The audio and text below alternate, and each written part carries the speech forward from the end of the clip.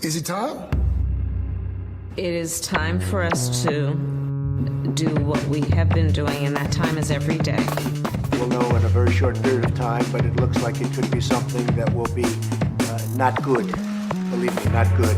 I see issue with that. And again, hey. You're not going to be able to insult your way to the presidency. That's not going to happen. I don't know who created Pokemon Go, but I'm trying to figure out how we get them to have Pokemon go to the polls. I'm Ted Cruz, and my pronoun is kiss my ass. So when you think about it, there is great significance to the passage of time in terms of what we need to do to lay these wires, what we need to do to create these jobs.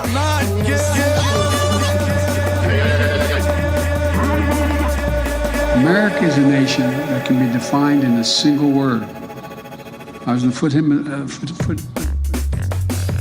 Not good. Believe me, not good.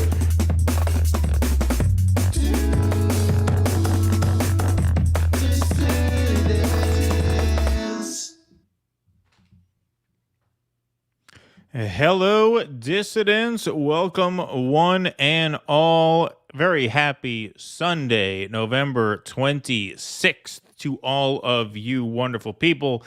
This is the Do Dissidents podcast. My name is Keaton Weiss, here, of course, with Russell Dobular. Oh, you didn't unmute your microphone.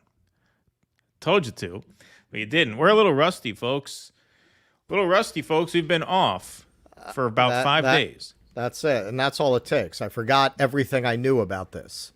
Exactly. Between that, the coke, the meth, I'm completely perplexed. No, I was a little distracted actually because we had a troll in the chat saying because people wanted to know why John Tamale was banned, and John Tamale said Russell Dobular is gay, and I decided, well, if you're going to do like slurring of gay people like that, which is strange from a trans person, you're going to get banned. So somebody was saying he found the idea that somebody would think he was gay so disgusting that he banned them. Like you really needed a reason to ban this person who's been trolling our comment section for like a year. Well, they didn't do it. It wasn't a gay slur, but they meant gay as an insult. So they meant it gay as an insult. A pejorative. Yeah, right. So it's quite the opposite of what you're suggesting. It's really? So you're going to start calling people gay as an insult? As if there's something inherently wrong with being gay? Exactly. No, man. Russell did the woke thing by banning her. She meant gay as an insult. It's not like Russell was defensive. It's not like he minded being called gay. It's just that you shouldn't still call someone gay as an insult. As an insult. Apparently you have not seen my Marquis du Dobular bit. But I'm not a man who's insecure about his sexuality. No one who is would put on that outfit. So, folks, I hope you all didn't miss us too much. Oh, by the way, Russell, you got a little thing you got to take care of. Shit, look at that.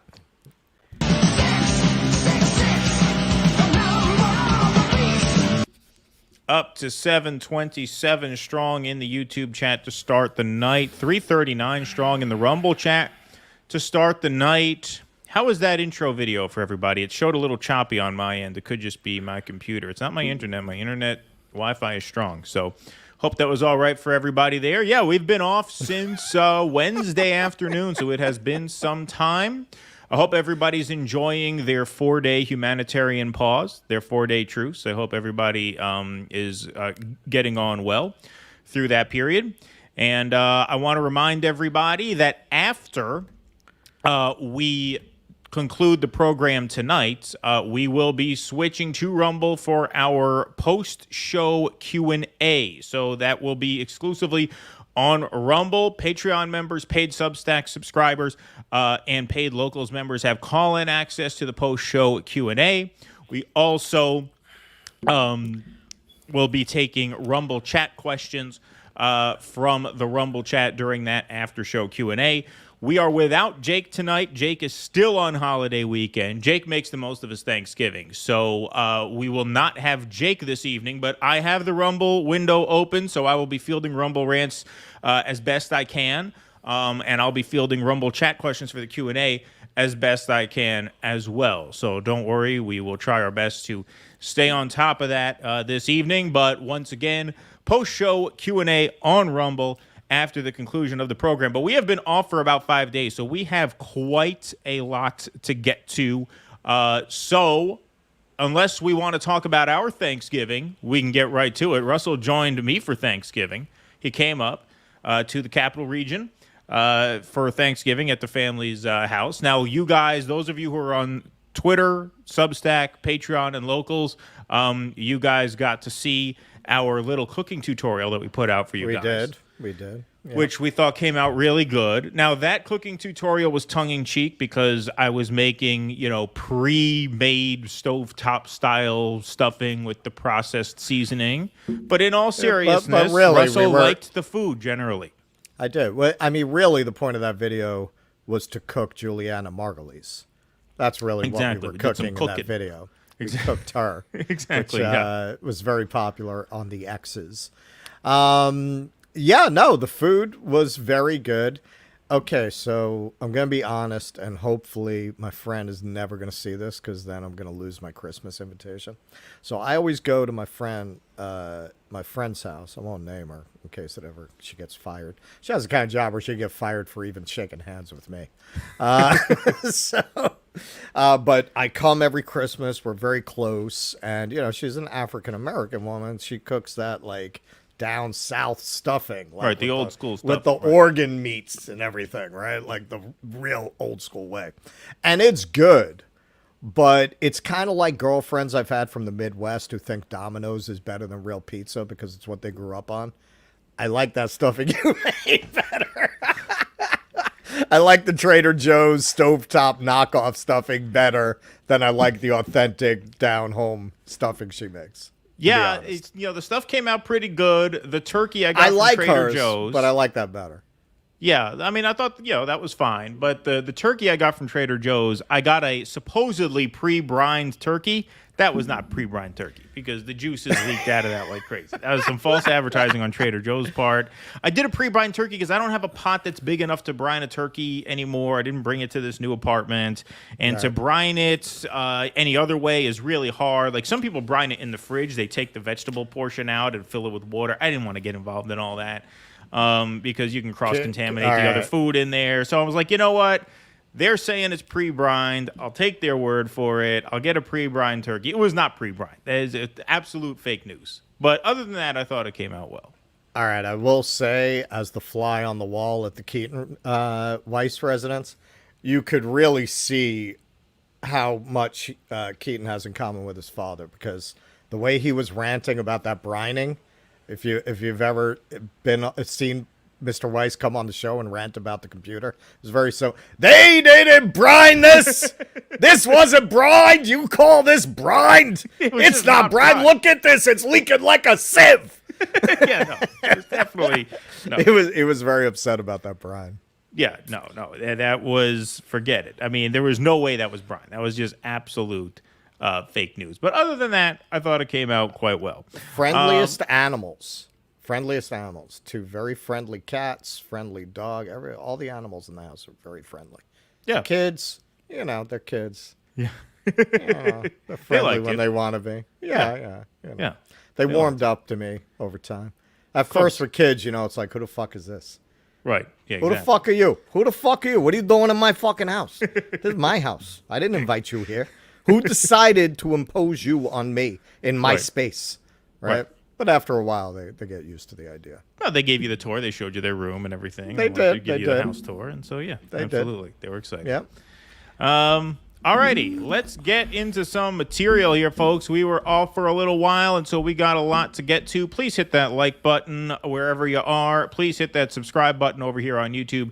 Please hit that follow button over on Rumble. And let's start the insanity. Let's start out with some new polling out of Emerson, which shows Trump maintaining a lead over Joe Biden. But this is a little more interesting than that if we look into the weeds of this. A new Emerson College polling national survey of registered voters finds former President Donald Trump with a 4-point lead over President Biden in a hypothetical 2024 matchup, 47-43, within the poll's margin of error. 10% are undecided. Since last month, Trump's support has held at 47, while Biden's support has decreased from 45 to 43, with third-party and independent candidates RFK Jr., Cornel West, and Jill Stein added to the ballot. Trump's support decreases 5 points to 42. Biden decreases 7 to 36, while 7% support RFK. West and Stein, respectively, at 1%, and the share of undecided voters increases 3 points to 13%, with the third-party candidates factored in. Spencer and Kimball, here comes DeSantis. Yeah, right, exactly. Spencer Kimball, executive director of Emerson College Polling, compared Trump's standing in this national poll this time last year. Last November, Biden led Trump by 4 points, whereas this November he trails Trump by 4. Several key groups have shifted in the past year.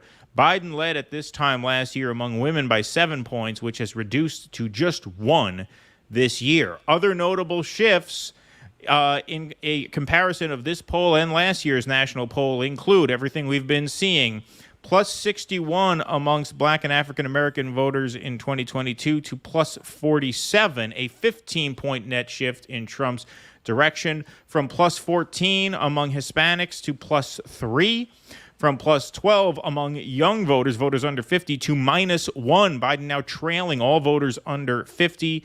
And from plus 18 among four-year college graduates to just plus 2. So more disastering polling news for Joe Biden. But I just want to hone in on these numbers here because there are two things that really jumped out at me. Number one, continuing on from what I've been saying all along, RFK, despite a lot of people's intuition, is going to end up hurting Joe Biden more than Donald Trump, and that seems to continue to bear out. Man. That was a good call.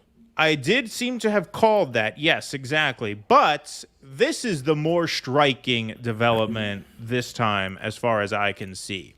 You had in the past 4 weeks, young voters and Arab voters, two traditionally Democratic voting groups, flee Joe Biden in droves, and they fled to his left. They dem-exited to the left. That doesn't always happen. Some people dem-exit to the right or to the center. But you had core left voting groups dem-exit to the left of Joe Biden, and here you have the idiot Cornel West and Jill Stein only polling at 1 point apiece. These two schmucks were handed a trove of voters on a silver fucking platter this cycle, and they are polling at 1 point apiece. If that does not speak to the utter dysfunction of left third parties in this country, I don't know what does. How, after Arabs flee the Democrats, only 17% of Arab voters say they're voting Democrat. Young voters are losing, Biden is losing young voters to Trump. How is it that the two left third-party candidates are polling at a combined 2 fucking points? Well, how? They've proven how incompetent they are and how unserious they are. That's how. When Cornel was running as a Green, for all of his faults and all of his missteps, he was polling 5, 6, 7, 8. One poll even had him at 9. Since they have demonstrated their utter lack of ability to organize for fucking shit, here they are, 1 point apiece in this golden opportunity of an election cycle. That's really pathetic. This is where I have to say, and everybody knows, I am a big subscriber to Occam's razor. The simplest explanation is usually the best, and I'm not saying this is absolutely true. But I do at this point have to wonder, when you look at all of these smart people who seem to do everything they can to miss the target, I have got to wonder if when you start getting into this kind of challenge to the duopoly politics, if you get a call or you get a black van sitting outside your house in the middle of the night. I wonder if you get scared off doing it in a serious way. Because I made that mistake with the Democrats, and I don't want to make that mistake again. I spent many years attributing their absolute uselessness to incompetence. And over time, I realized, no, actually, these people are very, very smart. They're smart enough to be getting people to give them money to do nothing by pretending to care about things they don't actually give a fuck about. Now, I don't want to make that mistake again. And frankly, I'm looking at these people and I'm saying, well, you know, Jill Stein, Cornel West, Chris Hedges, are these stupid people? Are these people who can't see what's right in front of them, really? So I have to wonder if it's intentional. I have to wonder if they throw the fight. If any time they're in a position where they might actually score a knockout, they pull their punches because they're going to get whacked. I have to wonder. Well, what I would say is there's more than one way you can get whacked, right? Getting whacked could be in professional the broad consequences. sense. In the broad sense. Right, exactly. I mean, you never know what pressure is applied to any one individual at any given time unless you actually know something, right? But looking at it from 30,000 feet, yeah, it does seem very strange that all these very smart people get really stupid once they get to the 1 yard line and are about to really challenge power. They all of a sudden pull back. Right. Right. And we all sound like Democrats. Oh, why did they do that? It's so stupid. You just got to do this. And that's your ego talking. Maybe they're not stupid. Maybe they're smart. Maybe it's intentional. Well, yeah, no, absolutely. Intentional doesn't necessarily mean there's a black van outside your house. Intentional could mean, hey, we're the Green Party. We have a donor base that's used to doing things a certain way. These people are completely out of step with most of the general public. But do we really want to take a chance and alienate them to make a pitch to the general public? Because what if the general public doesn't go for us either? Then our donor base dries up and we have no grift going, right? Like, it could be that.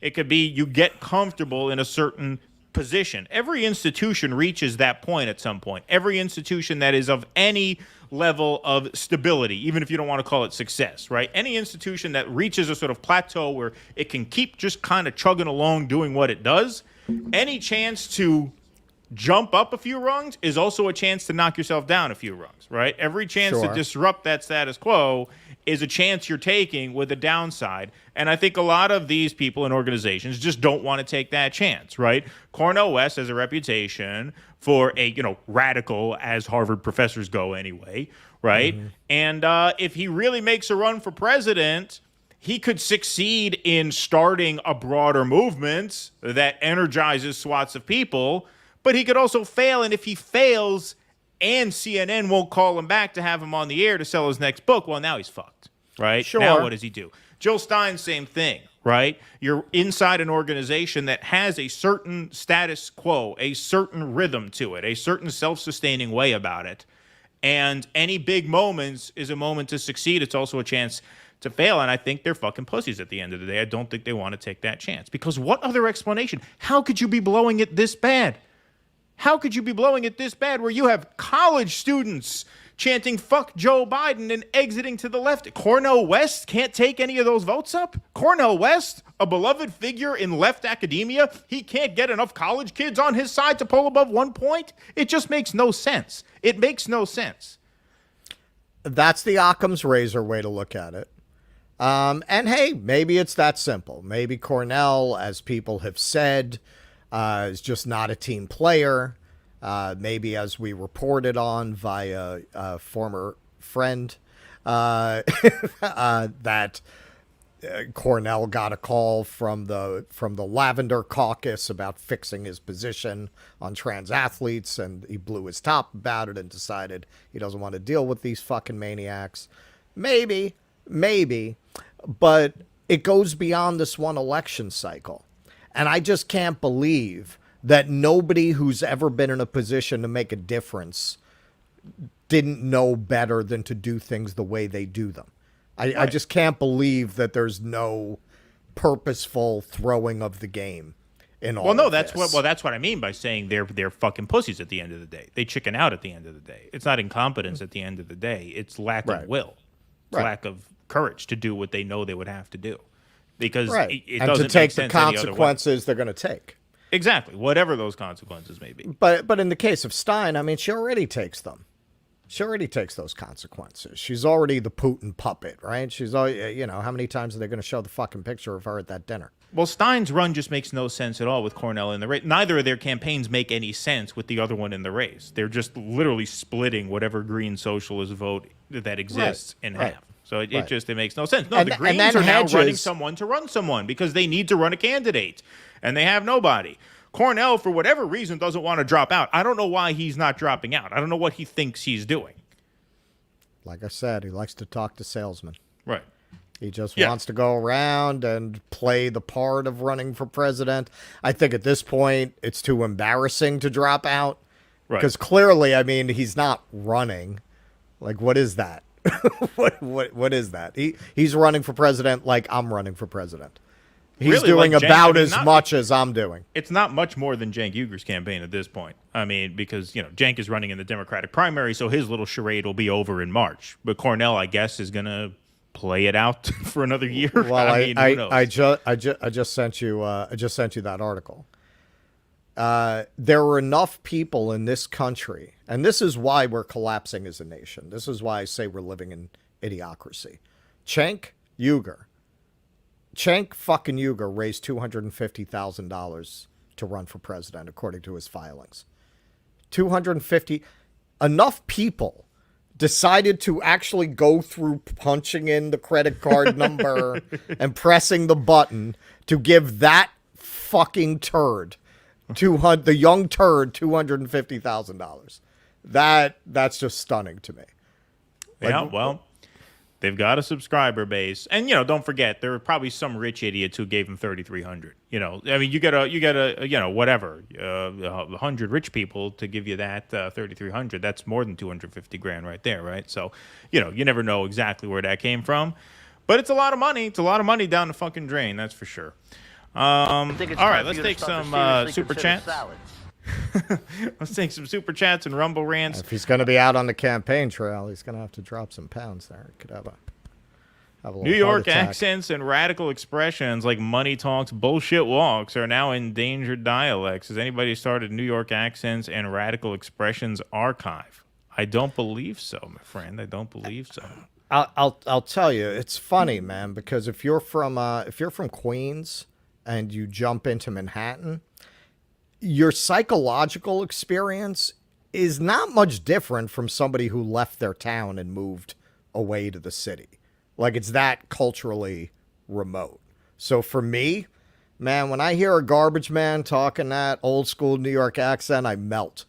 The guy could ask me for $1,000 loan and I would give it to him on the spot. I immediately like people with that accent, because in Manhattan, you don't really hear it because it's all transplants out here. Right. And the only people you hear it from are garbage men, cops, firefighters, right. And those guys. They live in Queens. They live in Staten Island. It's interesting. I was reading an article about that because, I'm going down to New Orleans for the winter.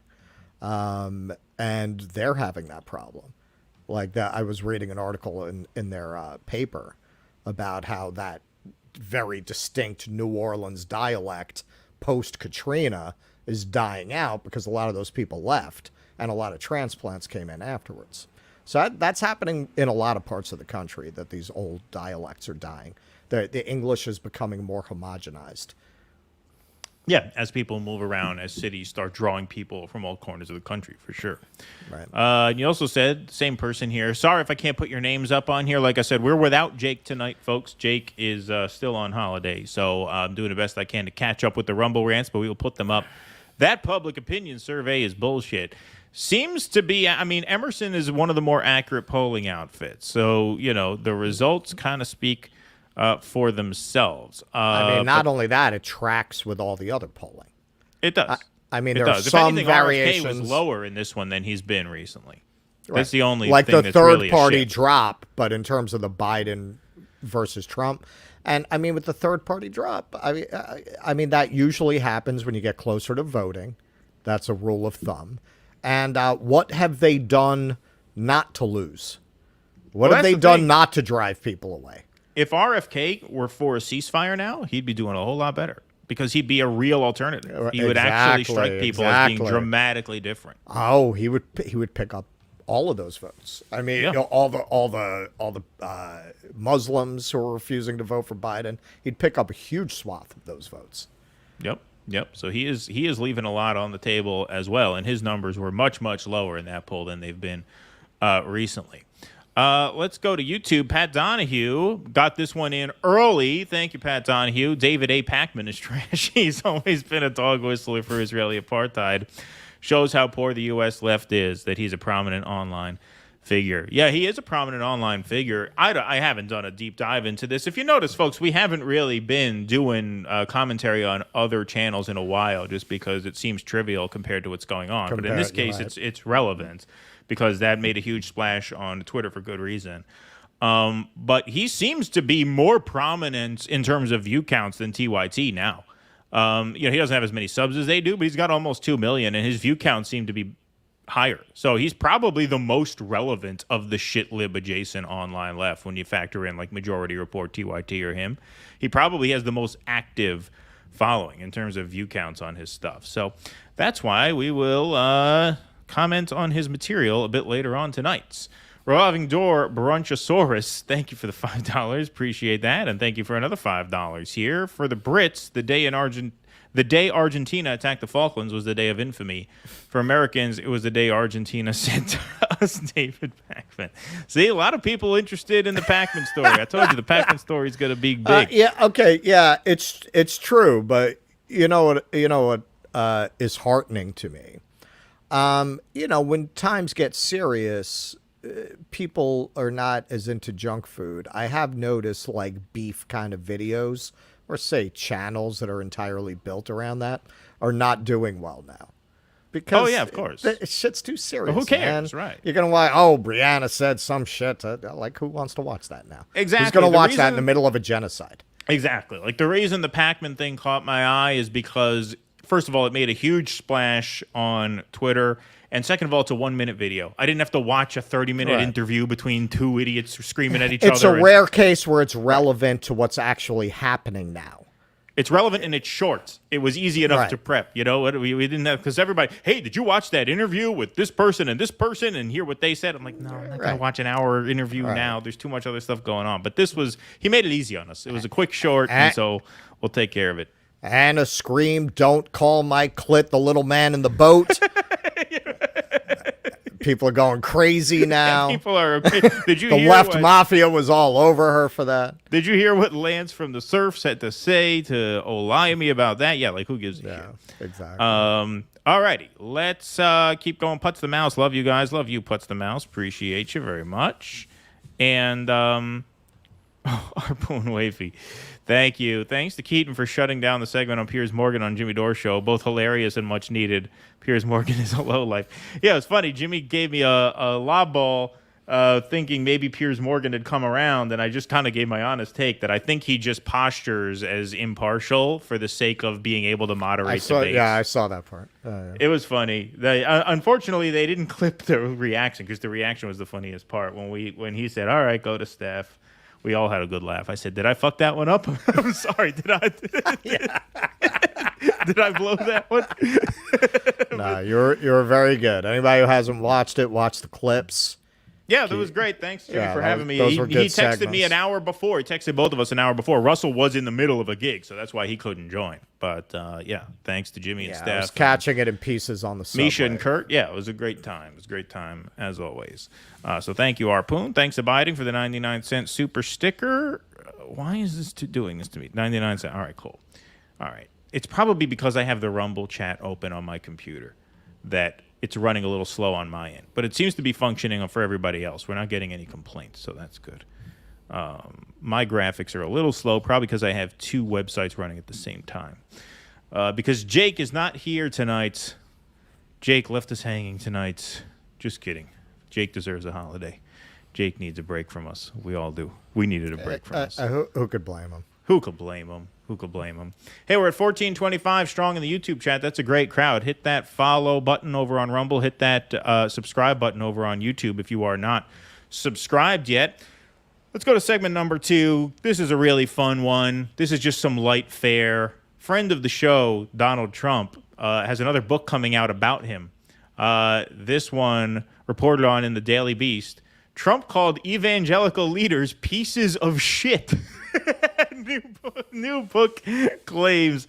What a guy. I can't wait till he's president again. It's going to be so much fun. This is a rare example where I think the sequel will be better than the original. Make America hilarious again. This is going to be like Godfather 2. You know, it'll be one of those rare examples where I think the sequel will arguably surpass the original. It might. It's going to be the Empire Strikes Back. The Empire Strikes Back. Of deranged presidencies. There you go. There you go.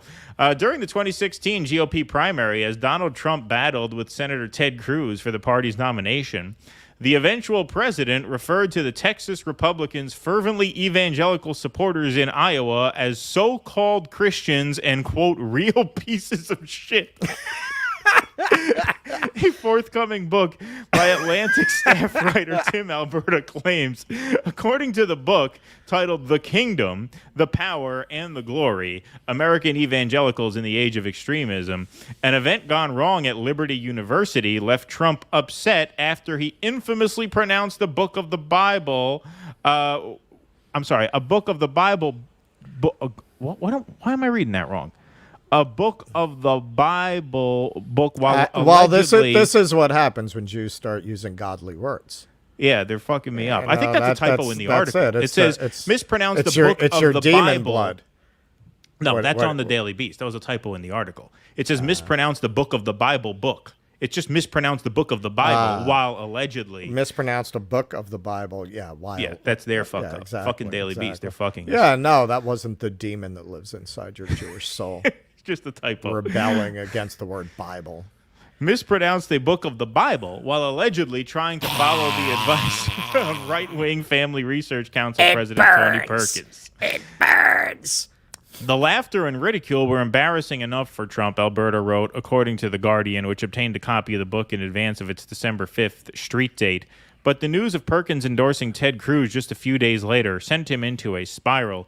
He began to speculate there was a conspiracy among powerful evangelicals to deny him the GOP nomination. Well, as a Jewish guy, I got to say it's refreshing to hear that the evangelicals are the subject of a secret cabal of conspiracists, conspirators who were working against Trump. Trump later reportedly told a Republican official in Iowa, these so-called Christians hanging around with Ted Cruz are some real pieces of shit. Shit. Now, let's go to the this is why they killed the Knights Templar. Exactly. Let's go to the event in question. Folks, this is a bit of indulgence, I admit, but this is one of the all-time great Trump videos. It reminded me of just how much I love it. Here's Trump citing 2 Corinthians at Liberty University. 2 Corinthians, right? 2 Corinthians 3:17. That's the whole ball game. Where the Spirit of the Lord, right? Where the Spirit of the Lord is, right? There is liberty. And here there is Liberty College, but Liberty University. But it is so true. When you think, so and that's really, is that the one? Is that the one you like? I think that's the one you like because I love that. The one you like. It's so representative of what's taken place. Is that true? 2 Corinthians 3:17. I mean, what else could anyone possibly have to say but that, right? Am I right? 2 Corinthians. Am I right? That's that's the whole ball game right there. I mean, then there's the video 2 Corinthians 1 chalice, but that's a little too much for you. That's not for you guys. That's a little bit too much. They found it in an illuminated manuscript. They had to put it away. That's hidden in a locker in the Vatican.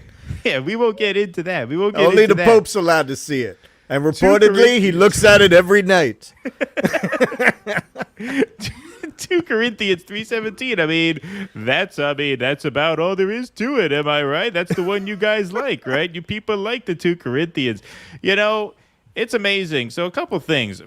First of all, it's been reported widely that a lot of the Russiagate stuff really made Trump, who's already kind of a paranoid kind of personality. As you could see here, he thought that there was this cabal of evangelicals that were trying to rig the primary for Ted Cruz, But I imagine the fact that he's such a maniac means that whoever works for Donald Trump has a front row seat to like the best book material you could ever hope for. So like Sure, he's yeah. got to be paranoid to a certain extent. His paranoia is justified because everyone working for him is going to be so tempted to write a book about their experience after, which means he could never really confide in anybody. Because how could you not write a book about your experience working with Donald Trump? It just seems like every day is, 10 pages worth of great shit like this. Well, it's the snobs versus slobs thing.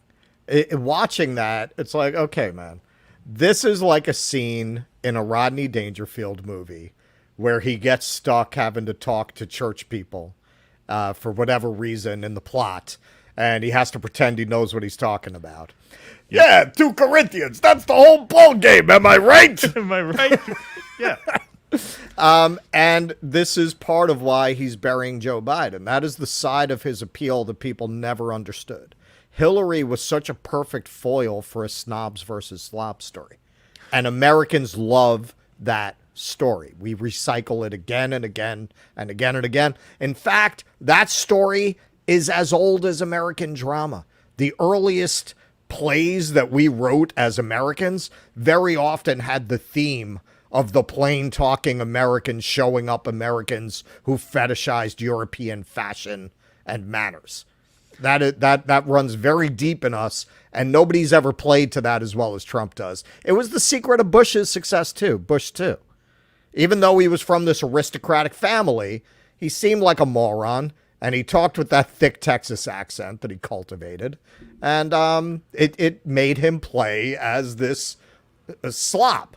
Right. Well, that's the other thing. I mean, there is a class element to this, too, because I think that's a really, really good point. But I think a lot of like blue collar people who haven't ascended the quote unquote meritocracy, admire someone's ability to bullshit their way out of a tough situation or bullshit their way into the good graces of people who might not accept them otherwise. Whereas like the real like achievers, the PMC people, the real like meritocrats, not only are they not that way, they're very offended by that. They're very offended that someone like Donald Trump, who's so unworthy of success, is able to just bullshit his way into it when, look what we've done. We've gone to the right schools and we've studied and we've gotten grants and scholarships and we've climbed the corporate ladder through hard work and blah, blah, blah. They're very offended by a guy like Trump, who was born rich, but also has been able to bullshit his way into superstardom and into the most powerful seat in the world. They hate that about him. I think a lot of the blue collar people like that about him. Like, I didn't go to college, and to the extent that I have college credits, I basically cheated my way into all of them. I don't read the books they assign. I just bullshit my way through everything.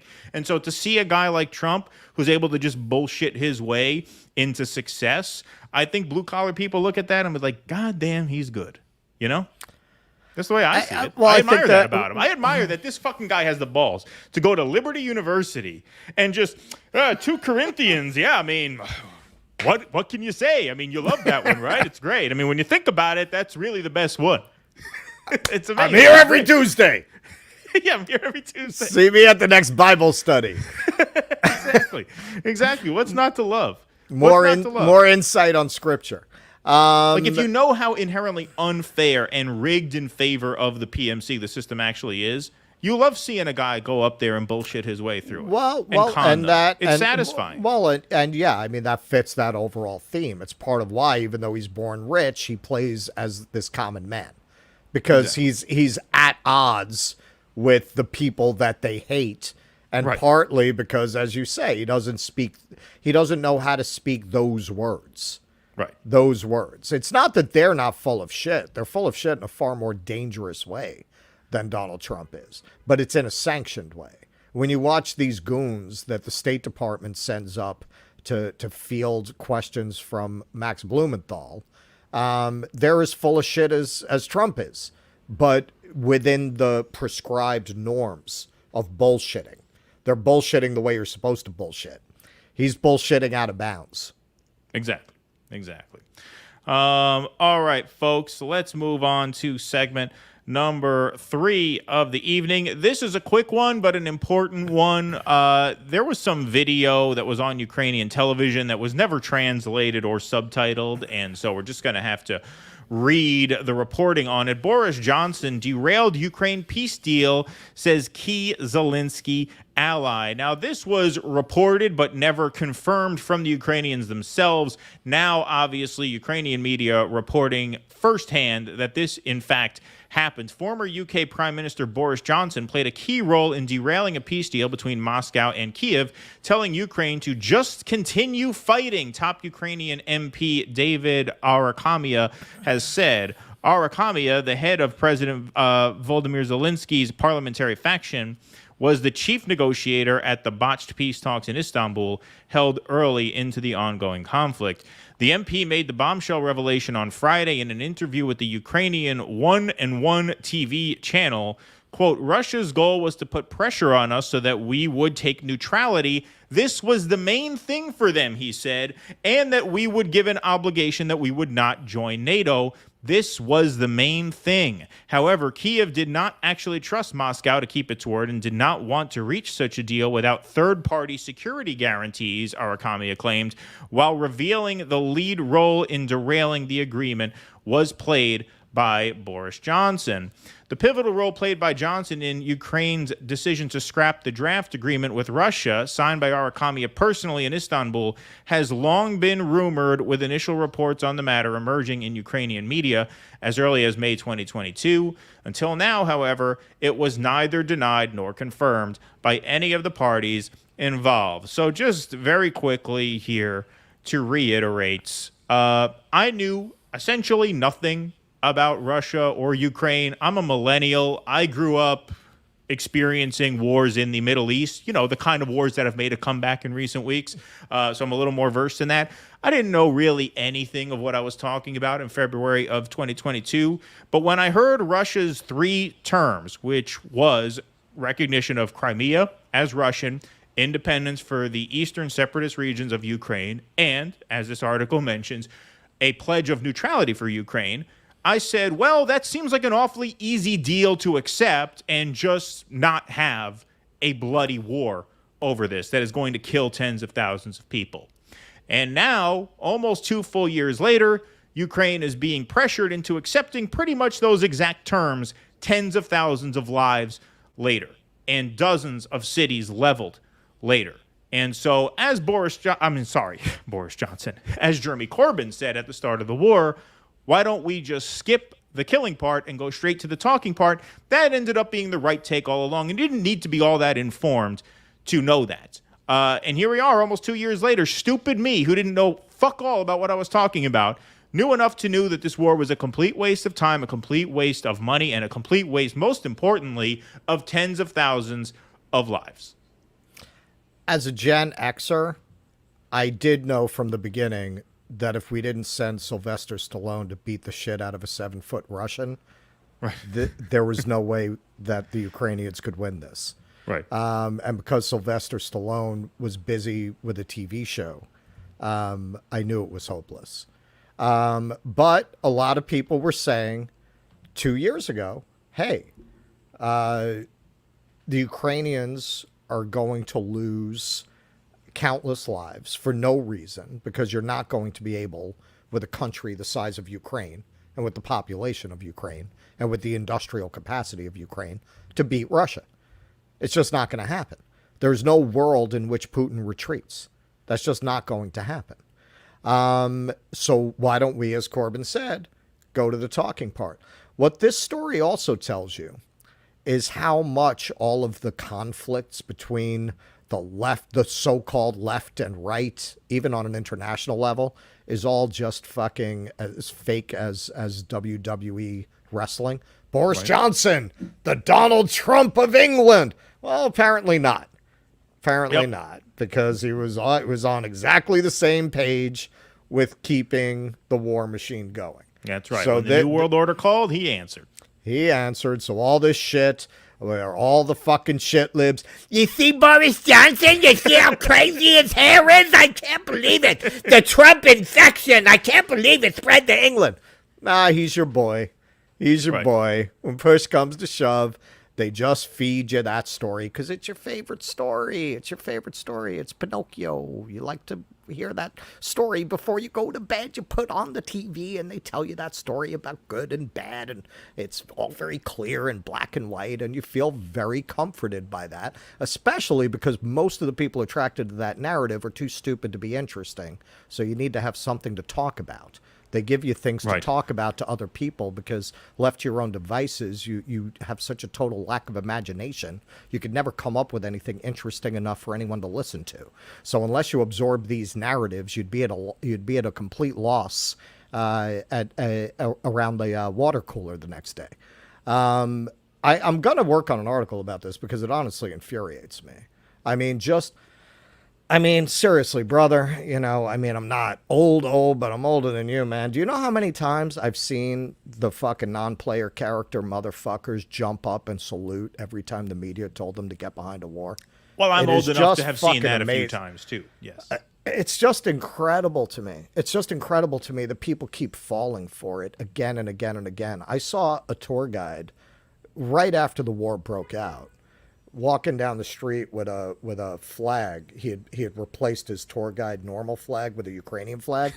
And I don't know what kind of death wish this guy had to walk up to me and ask what I thought, because he knew enough about me to know what kind of response I guess he didn't think it through. Right. I said, what the fuck is wrong with you? What the fuck is wrong with you? And he was very, I almost felt bad. Because he was a nice enough guy, but that's it. I mean, a lot of them are perfectly nice people. They just fucking don't think it through. I mean, they're like ants. Like the signal comes over the antenna and that's it. They march off in whatever direction they're told to march off in. And it always winds up enriching the worst people in the world and causing a lot of death and destruction. And this is the most infuriating thing. We covered that the other day. You already have them shifting the goalposts like they never said this. You already have them on Morning Joe. Well, it was never realistic to say that every Russian was going to get out. That's exactly what you were saying, you motherfuckers. Right. That's exactly what you were telling people. This is why everybody, if you're on the kind of populist politics, and I would go so far as to say populist left, populist right, because we tend to agree on things like this. That's why you wind up with a Cassandra syndrome. Because you're always right 2 years ahead of the conventional wisdom. Right. You're always getting this enormous pushback. You're a traitor. It's horrible. Don't you care about the Ukrainian people? Yes. That's why I'm saying let's get to the place that we're going to end up anyway before tens of thousands of people are fucking slaughtered. How about that? But you're the bad guy. And then 2 years later, these same people who said that to you are going to be just repeating whatever they absorb. Well, look, I mean, we need to be reasonable and make a peace now. There's too much suffering in Ukraine. Yeah, you fucking think? Half a million corpses later, there's too much suffering in Ukraine. Yeah. Yeah, exactly. Could have just listened to us from the get-go. All right, folks, let's go to our favorite part of the show, the member solicitation segment.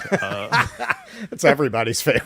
Yeah, it's everybody's favorite part of the show. You can become a member of the Do Dissidents program by going to patreon.com/Do Dissidents and signing up to become a supporter.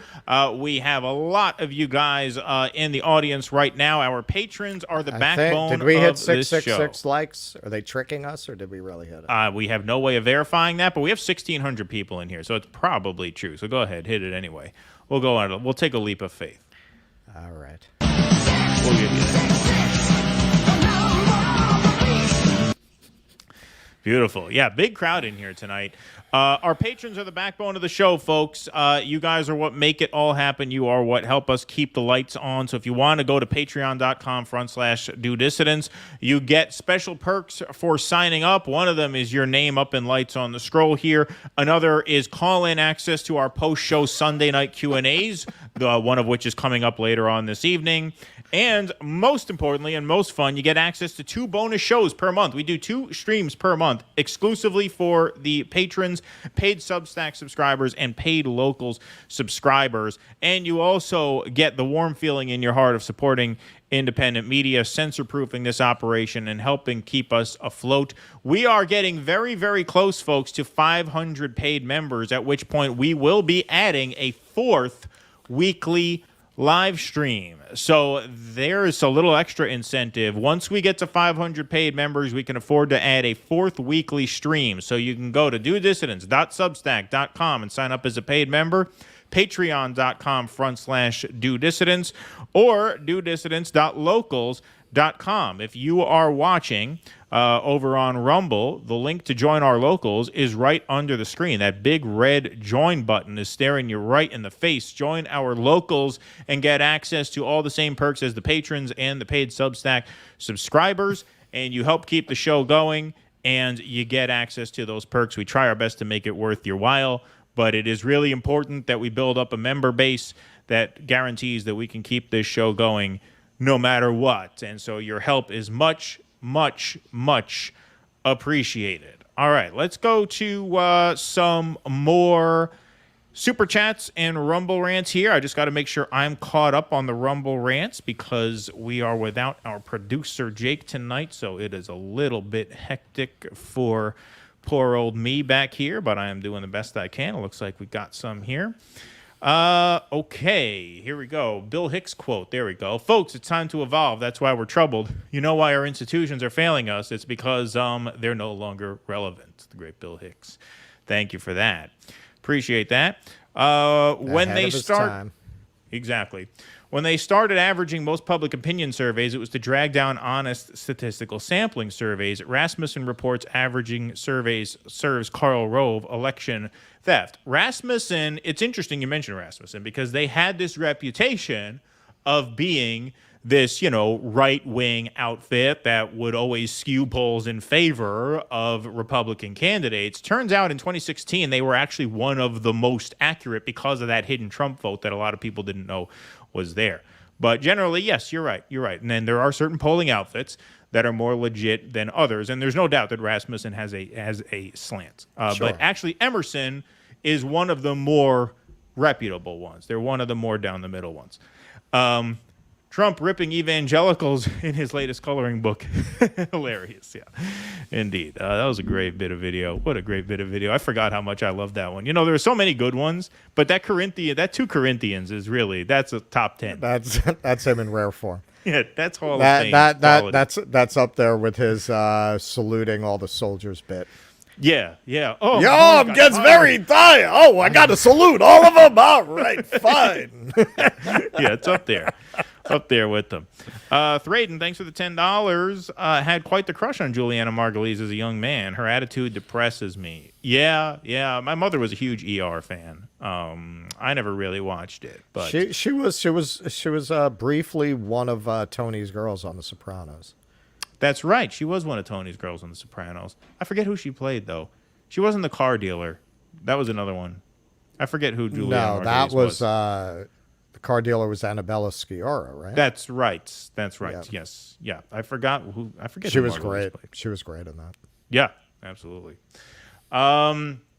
Jenna Tills. That's another reason why I'm having trouble reading, because I have 2 windows open. My main screen is smaller. Third parties attract lame washouts from the duopoly. Seems that way. I mean, it's depressing, but I can't really argue too much with that at this point. You have a future in political consultancy, my friend. No lies detected, as they say. Yes. DC, the polls are fixed. CNN, AT&T, and other corporations fund most of the major university official presidential polls. This was uncovered in late 2019. Well, fixed in whose direction? Because Biden is losing all of them. Like, if they were rigging the polls, you'd think they would rig them in favor of Joe Biden. They're not exactly big Trump fans, those people. Yeah, they're not doing a great job of rigging the polls if they're trying. I was talking today to somebody who hung out with like multi-millionaires on their boat who went to Harvard.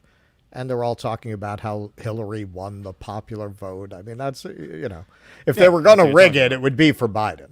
Right, exactly. That's what I think. DC, thanks for the other $5 here. Cenk and Shiva are ineligible for POTUS. Yeah, according to the Constitution, based on foreign birth collecting donations for foreign birth. new sentence, collecting donations for fake presidential campaigns is illegal. That's interesting. I mean, I guess the question there is to prove intent, right? Are they intentionally being fraudulent, or do they truly believe that they can run? Right. Speaking of intent, let's go on to our next segment here. This is a New York story. A New York story, folks, that has touched many in New York who have touched many others in New York. Yes. There's been a lot of touching. A lot of touching going on. This is a very touching story, you'll find. It's a very touching story about a very tense time for a lot of touchy-feely people in the great state of New York. Adult Survivors Act, why so many sexual assault lawsuits have been filed under New York law.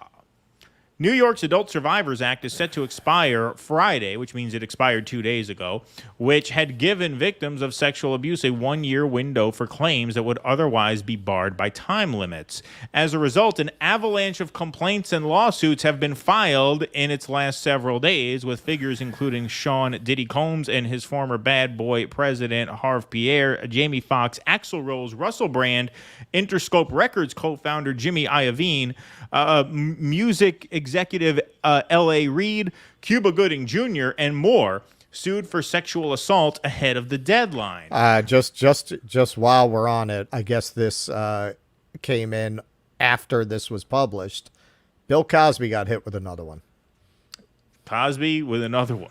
Wow. More than 2,500 lawsuits have been filed so far under the law. Over a dozen have been filed by Wigdor LLP, a New York-based law firm, said Douglas Wigdor, partner. Not all of the suits are against entertainment figures. The large majority have been filed against the state, New York City, and local counties, and involve allegations of abuse at state prisons and local jail systems. Wow, what a state, huh? The act, signed by New York Governor Kathy Hochul on November 24th, 2022, was modeled after a previous New York law offering people abused as children a temporary window to file claims. So basically, without reading all of that, there was a deadline to get sexual assault claims in so that they could be processed and taken seriously. Here's a high-profile example of someone who's in hot water now. Lawsuit accuses Eric Adams of sexual assault 3 decades ago. The mayor denied the accusations and said he has never met the Florida woman who filed the case under the Adult Survivors Act. Eric Adams of New York has been accused in a lawsuit filed under New York's Adult Survivors Act of sexually assaulting a Florida woman 3 decades ago. The suit, which was filed Wednesday in Manhattan, accuses the mayor of assaulting the woman in 1993 when Mr. Adams was a New York police officer. Don't forget, a lot of these claims are against the cops, against the prison system, right, against government officials, but gives no other details. He denied the claim and said he does not recall ever meeting the woman who filed the suit. Mr. Adams on Thursday denied the central claim of the case, which seeks $5 million and also names the police department as a defendant. People know my character. Oh, yeah, they do. You're the one who's also... By the way, Eric Adams also being investigated by the FBI for being, I guess, the beneficiary of Turkish interference in the New York City mayoral election. So, yeah, people know your character. All right. You are known as the biggest scumbag in a city famous around the world for producing a whole lot of scumbags. You are the biggest asshole in a city world-renowned for its asshole population. You're the biggest one, and you somehow were elected mayor, possibly with the help of a foreign country, some collusion perhaps going on in New York City. Yeah, so that's his character. They see how I am, how I carry myself. Yeah, as a complete asshole. Yeah. as an absolute prick. He lied to this very roving reporter. Yeah, that was my very first street work for the channel, I think, right? He lied to Russell about his support, or a lack thereof, according to him, for solitary confinement. Yes, I asked him why he won't end solitary confinement, and he said, I am against solitary confinement, and I want you to look it up, and then come back and thank me, say, Eric, thank you for being against solitary confinement. He's for punitive isolation, That's right. Some other word for exactly the same thing. That is his character. That is his character. I'm not guilty of sexual assault. I did unsolicited affection. It was unsolicited. Yeah. The mayor told reporters this never took place, and I do not recall ever meeting the accuser. Well, if you were a cop, you might not have necessarily recalled meeting her. You probably meet a whole bunch of people as a New York City cop on a daily basis, obviously. In addition to sexual assault, the woman also accuses Mr. Adams and the Department of Employment Discrimination, Retaliation, Hostile Work Environment, and intentional infliction of emotional distress. The police department did not immediately respond to a request for comment. The plaintiff said in the suit that she and Mr. Adams were both employees of the city. In 1993, Mr. Adams was an officer in the police department's transit bureau, which also is a defendant in the lawsuit. He joined the department itself in 1995 after the transit bureau was absorbed into the larger agency. The plaintiff could not be reached for comment. Her attorney in New York, Megan Goddard, did not return phone calls and emails seeking comment for this story. And then this goes down. The plaintiff does have a litigious history. The lawsuit is not her first. In 2008, she sued American Airlines, arguing that an employee had caused her to fall out of a wheelchair, injuring her back.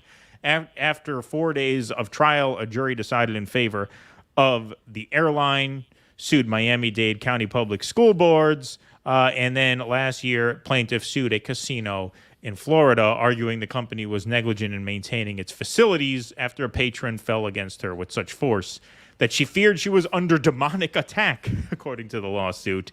That case is unresolved.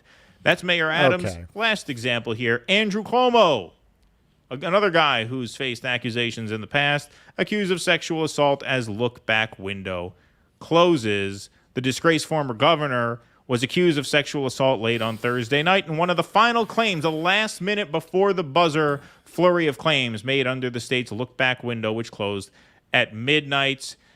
Cuomo, who was forced to step down as New York governor in 2021 after investigators said he subjected aides to unwanted sexual attention, is now being sued by his former executive assistant, Brittany Commisso, according to the legal claims. So a lot of people holding their breath in New York, waiting for that Friday deadline. And so I guess those who were not accused breathe a sigh of relief this weekend.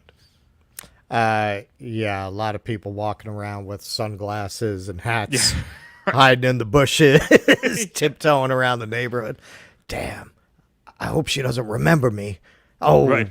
It was kind of consensual, though, wasn't it? Wasn't it? I mean, look, you know, when I was thinking about covering this story, I do just want to say these people are innocent until proven guilty. Of course. If you are a high-profile person and there's this window there, hey, I mean, you know, there are definitely a certain kind of person who will make these kinds of accusations with bad intent. I would say that the track record of the woman suing Adams, and I am no lover of Eric Adams, that doesn't look good, given her history of litigiousness. So we do have to remember that. But, I mean, that's quite a lot of people to all be innocent. I would imagine some of them are not, and that'll all be worked out in court.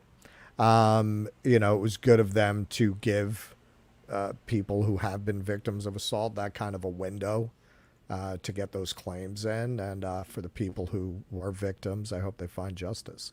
But we also have to not just say, oh yeah, that motherfucker did that.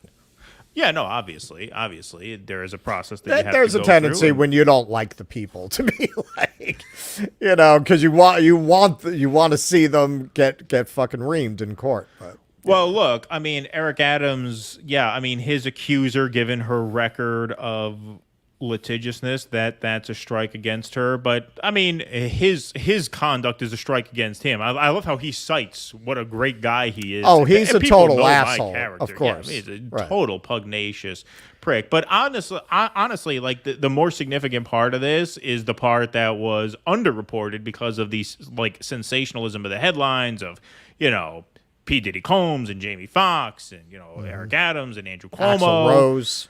Right, Axl Rose, which is that a lot of these complaints, a majority of these complaints have to do with abuse of inmates in prison. And there's been a lot of activism in New York City as the DSA has taken over a lot of seats in a lot of different boroughs. There's been a lot of activism around prison reform in New York. And so a thing like this can give them some of the firepower they need to move the ball down the field on that front, because we've heard horror story after horror story about Rikers Island these past several years. And so the fact that this barrage of cases, most of which are very, very low profile, the fact that they are getting some light shown on them now is a very significant thing, potentially, for the sort of prison reform movement in New York City, especially as they're talking about building that skyscraper prison in Chinatown that will overlook lower Manhattan. Yeah, well, when I saw all of these stories coming out at Rikers Island, because as longtime viewers of the show will know, I was quite a delinquent in my day, and I took a few pinches.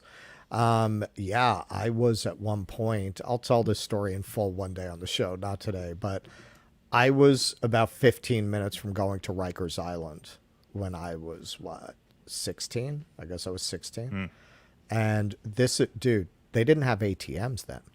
So my family wasn't able to get the cash to bail me out. It was only $500. There was a Greek family that lived upstairs that we were friendly with, and he came home. He got paid in cash. He came home from the diner that he worked at, and he gave my mother the money to get me out of jail. I was 15 minutes away. I was fucking terrified. Wow. Because everybody knew what would happen if you went to Rikers Island as a fucking 16-year-old kid. I wasn't like a tough guy, you know? Right. Not tough enough for that joint. Right. No, really, 15 minutes, man. I heard, I was in the cell, and I heard my last name. I heard them say bail. Yo! Yo! I'm over here! I was like screaming out the bars, man. But I mean, that's what's so sick about the system. So I knew this about Rikers back in the 80s, and now you're getting around to it. You're getting around to it. Like, everybody knew, man. I had friends who went to Rikers. They're fucking, they would test you when you get there, steal your sneakers, steal whatever you have, take your mattress, take your food, beat the shit out of you. I mean, everybody knew this about the system. So what, it took them 30 years to start talking about it? I mean, it's incredible. Yeah, indeed. Oops, sorry. Take a couple of Rumble rants here. Trump's Queen's accent plays well with Corinthians. Yeah, Corinthians. Two Corinthians. You like that one, don't you? I mean, what else can you say? Two Corinthians. I was an extra in Rocky IV. Oh, that's cool. It was filmed here in Vancouver. I can be seen ringside. Sylvester Stallone is actually really short. Yeah, I know he's not a tall guy. Yeah. And Dolph was average tall. Yeah, perfect for. But you put those two together. Yeah. Grace Jones. Right. Yeah. Yep. All right, Grace Jones. Yeah, cool, back man. in the day. Cool, man. That's a cool story. Pickle the Pirate, thank you for the $10. Lots of criticism of polls. They're as accurate. Man, that polling story is controversial tonight. Who knew? We thought a nice little polling story, We can't step in it too hard. A lot of controversy about that poll. Lots of criticism of polls. They're as accurate as can be without individually speaking to millions. I worked on a PhD where we conducted opinion research. Problem issue is usually question formation. Yeah, I could see how that could be an issue for a lot of polls, but who are you voting for? I mean, that's pretty straightforward, right? I mean, I would think that wouldn't be so much an issue here. But thank you, Pickle the Pirate. Appreciate that. My brother just texted me, you watch Dumb Money. I don't know what the hell he's talking about. The 9/11 moon landings were an outside job. Yes, thank you, Ripside. Appreciate that. Good one. Funny one. McDougal. Hey, McDougal. We played a good one of your boy tonight. How did you like that Hall of Fame Trump clip that we played for you, McDougal? My good friends. I hope you had a wonderful Thanksgiving. Yes, we did. We might be phone banking for him. Yeah, right, exactly. Never forget, 2 Corinthians. That's the whole ball game right there. MAGA, Trump is the only way. Yes, that's the whole ball game, right? See, this is what I like. This is why I always like the Trump people better than the Hillary people, because even the people who love Trump, most of them have a sense of humor about him, and most of them, have a sense of realism about his more buffoonish tendencies. Whereas, forget it. You couldn't make fun of any Democrat, or else forget it. They would come for you. Right, all the libs. They don't have a sense of humor about their candidates. Louise Brooks, thanks for the $10. I have worked with victims of sexual assault for over 20 years. It was so shameful they only expanded the law to try and get Trump. If you really care about women, remove the statute of limitations. Yeah, that's the thing. It was E. Jean Carroll who was one of the first high-profile examples of people to use that law and the extension of that law for Trump's trial. That is a good point, Louise. Thank you for that. China Shill, thanks for the $2. It's not sexual assault. It was a consent accident. That's right. Thank you, China Shill. Appreciate was that. Named Vagina. Oh, yeah, man. We forgot to hit that one during 2 Corinthians. Oh, man. 2 Corinthians, brings the house down. The guy is just a crowd pleaser. What can we say? This is why he's going to be president again, because he's a fucking crowd pleaser. Can't beat a crowd pleaser. You can't go up against a crowd pleaser. All righty. Russell, you are up, my friend. We have some news in the realm of AI. Yes. All right. So, we like to cover the apocalypse whenever we can. Where's the slide? There we go. All right. So, this was a story that got a lot of play, but not so much in our space. I thought it's worth going over, so that we can see the apocalypse coming from every angle. So OpenAI researchers warned board of AI breakthrough ahead of CEO ouster. So you might have heard about this. Sam Altman got fired and then very quickly rehired. That in and of itself was bizarre, but then as the details started to come out, it only got stranger. Ahead of OpenAI CEO Sam Altman's 4 days in exile, several staff researchers wrote a letter to the board of directors warning of a powerful artificial intelligence discovery that they said could threaten humanity. 2 people familiar with the matter told Reuters. The previously unreported letter and AI algorithm were key developments before the board's ouster of Altman, the poster child of generative AI, the 2 sources said. Prior to his triumphant return late Tuesday, more than 700 employees had threatened to quit and join backer Microsoft in solidarity with their fired leader. The sources cited the letter as one factor among a longer list of grievances by the board leading to Altman's firing, among which were concerns over commercializing advances before understanding the consequences. The CPU is a neural net processor, a learning computer. After being contacted by Reuters, OpenAI, which declined to comment, acknowledged in an internal message to staffers a project called Q.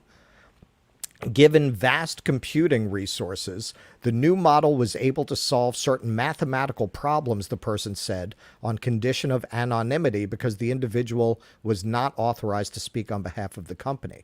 Though only performing math on the level of grade school students, acing such tests made researchers very optimistic about Q's future success, the source said. Apparently, not to cut you off, they actually do pronounce that Q star. They just don't spell out the star. Q star, right. Yeah. You are right. You are right. I'm thinking of the Star Trek character. Yeah. Researchers consider math to be a frontier of generative AI development. Currently, generative AI is good at writing and language translation by statistically predicting the next word, and answers to the same question can vary widely.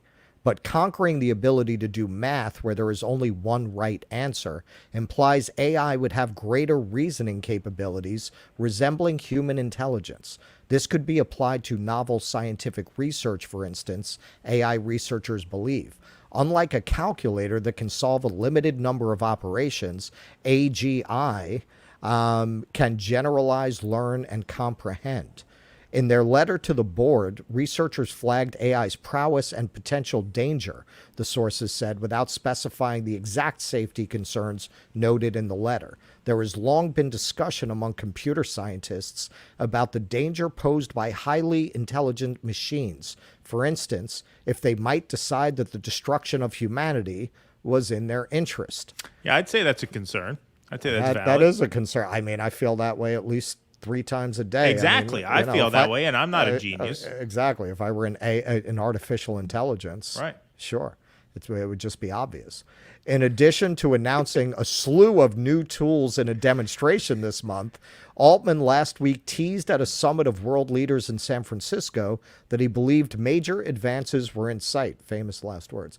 Quote, 4 times now in the history of OpenAI, the most recent time was just in the last couple weeks, I've gotten to be in the room when we sort of push the veil of ignorance back and the frontier of discovery forward, and getting to do that is the professional honor of a lifetime, he said at the Asia Pacific Economic Cooperation Summit. A day later, the board fired Altman. Sir, we've created an army of ironic Jews with a morose sense of humor, and we don't really trust them. We think we may have overstepped.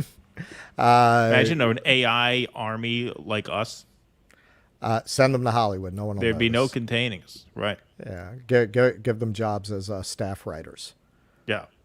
Yeah, but this would have been like, I mean, you were telling me offline. I mean, this made major news in like tech circles because this would have been like, you know, firing Bill Gates in the 90s, or, you know, Apple firing Tim Cook, like your brainchild here, like your star player, you're sidelining, not because they're bad at their job, but perhaps because they're too good. Too good at their job. Right.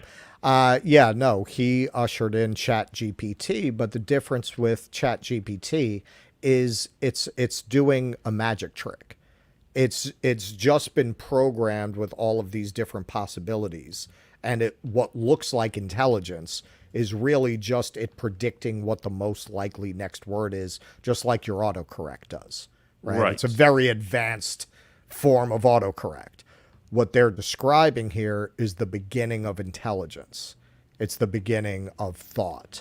Right. So it's a difference between responding to a very specific, if vast, set of inputs and, you know, creating your own inputs. Right. Formulating your own patterns and reasoning. Right. Exactly. It's the beginning of reasoning, and that's why it scared the living shit out of them, to the point that they fired this guy out of fear that he's going to Dr. Frankenstein this and just do something without permission and without asking anybody. That ends up ending the world. So, you know, legitimate concern. You could see why the board might have reacted strongly to that possibility. But yeah, look, a lot of smart people have been raising the alarm about the dangers of AI. It can very easily get out of control, particularly if it's plugged into the internet. And as we know just from, look, the computer I'm on right now, I'm replacing it tomorrow because I got it 3 years ago. I can't handle the editing software anymore. We can see how quickly the technology is moving. So where is this AI that all of a sudden dropped into our lives a few months ago, where I was able to say, give me Nixon and Kissinger in the Oval Office in the style of Peter Max for a bit that we did, and it spit it right out, and it was actually pretty good. It was great. Yeah. Where's that going to be in a few years? So yeah, it's a valid concern, and it's the kind of thing. It reminds me of that line in Sunscreen. There's no point to worrying, because the things that are really going to affect your life are the things that never crossed your mind. It's the things that blindside you on an idle Tuesday, right? This is the kind of thing, like, we're talking about climate change. We're talking about the Middle East. We're talking about that. You know, nobody's talking about Skynet, you know, turning us into their human batteries or some shit.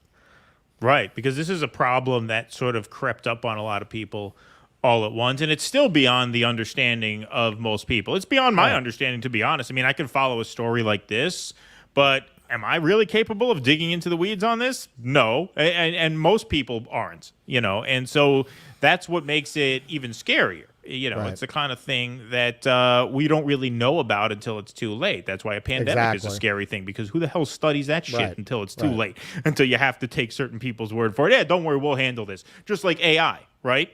Who the hell knows? Right. When people that smart are that scared that they fire the leading star in the business, I thought it was worth noting. Yeah, I agree. We'll stay tuned on that, folks. 1650 in the YouTube chat. What a crowd. And 607 strong over on Rumble. Please hit that like button wherever you're at. Hit that subscribe button over here on YouTube. Hit that follow button over on Rumble. We have some more segments to get to tonight, obviously. The marquee segments were all toward the back end. We usually try to mix it up a little bit, but once we start talking about Israel-Palestine, we don't like to come off of it because it's kind of a it's a heavy subject. It's like, yeah, we're not going to talk about Israel-Palestine and then do the 2 Corinthians. That just wouldn't flow. Exactly. Right?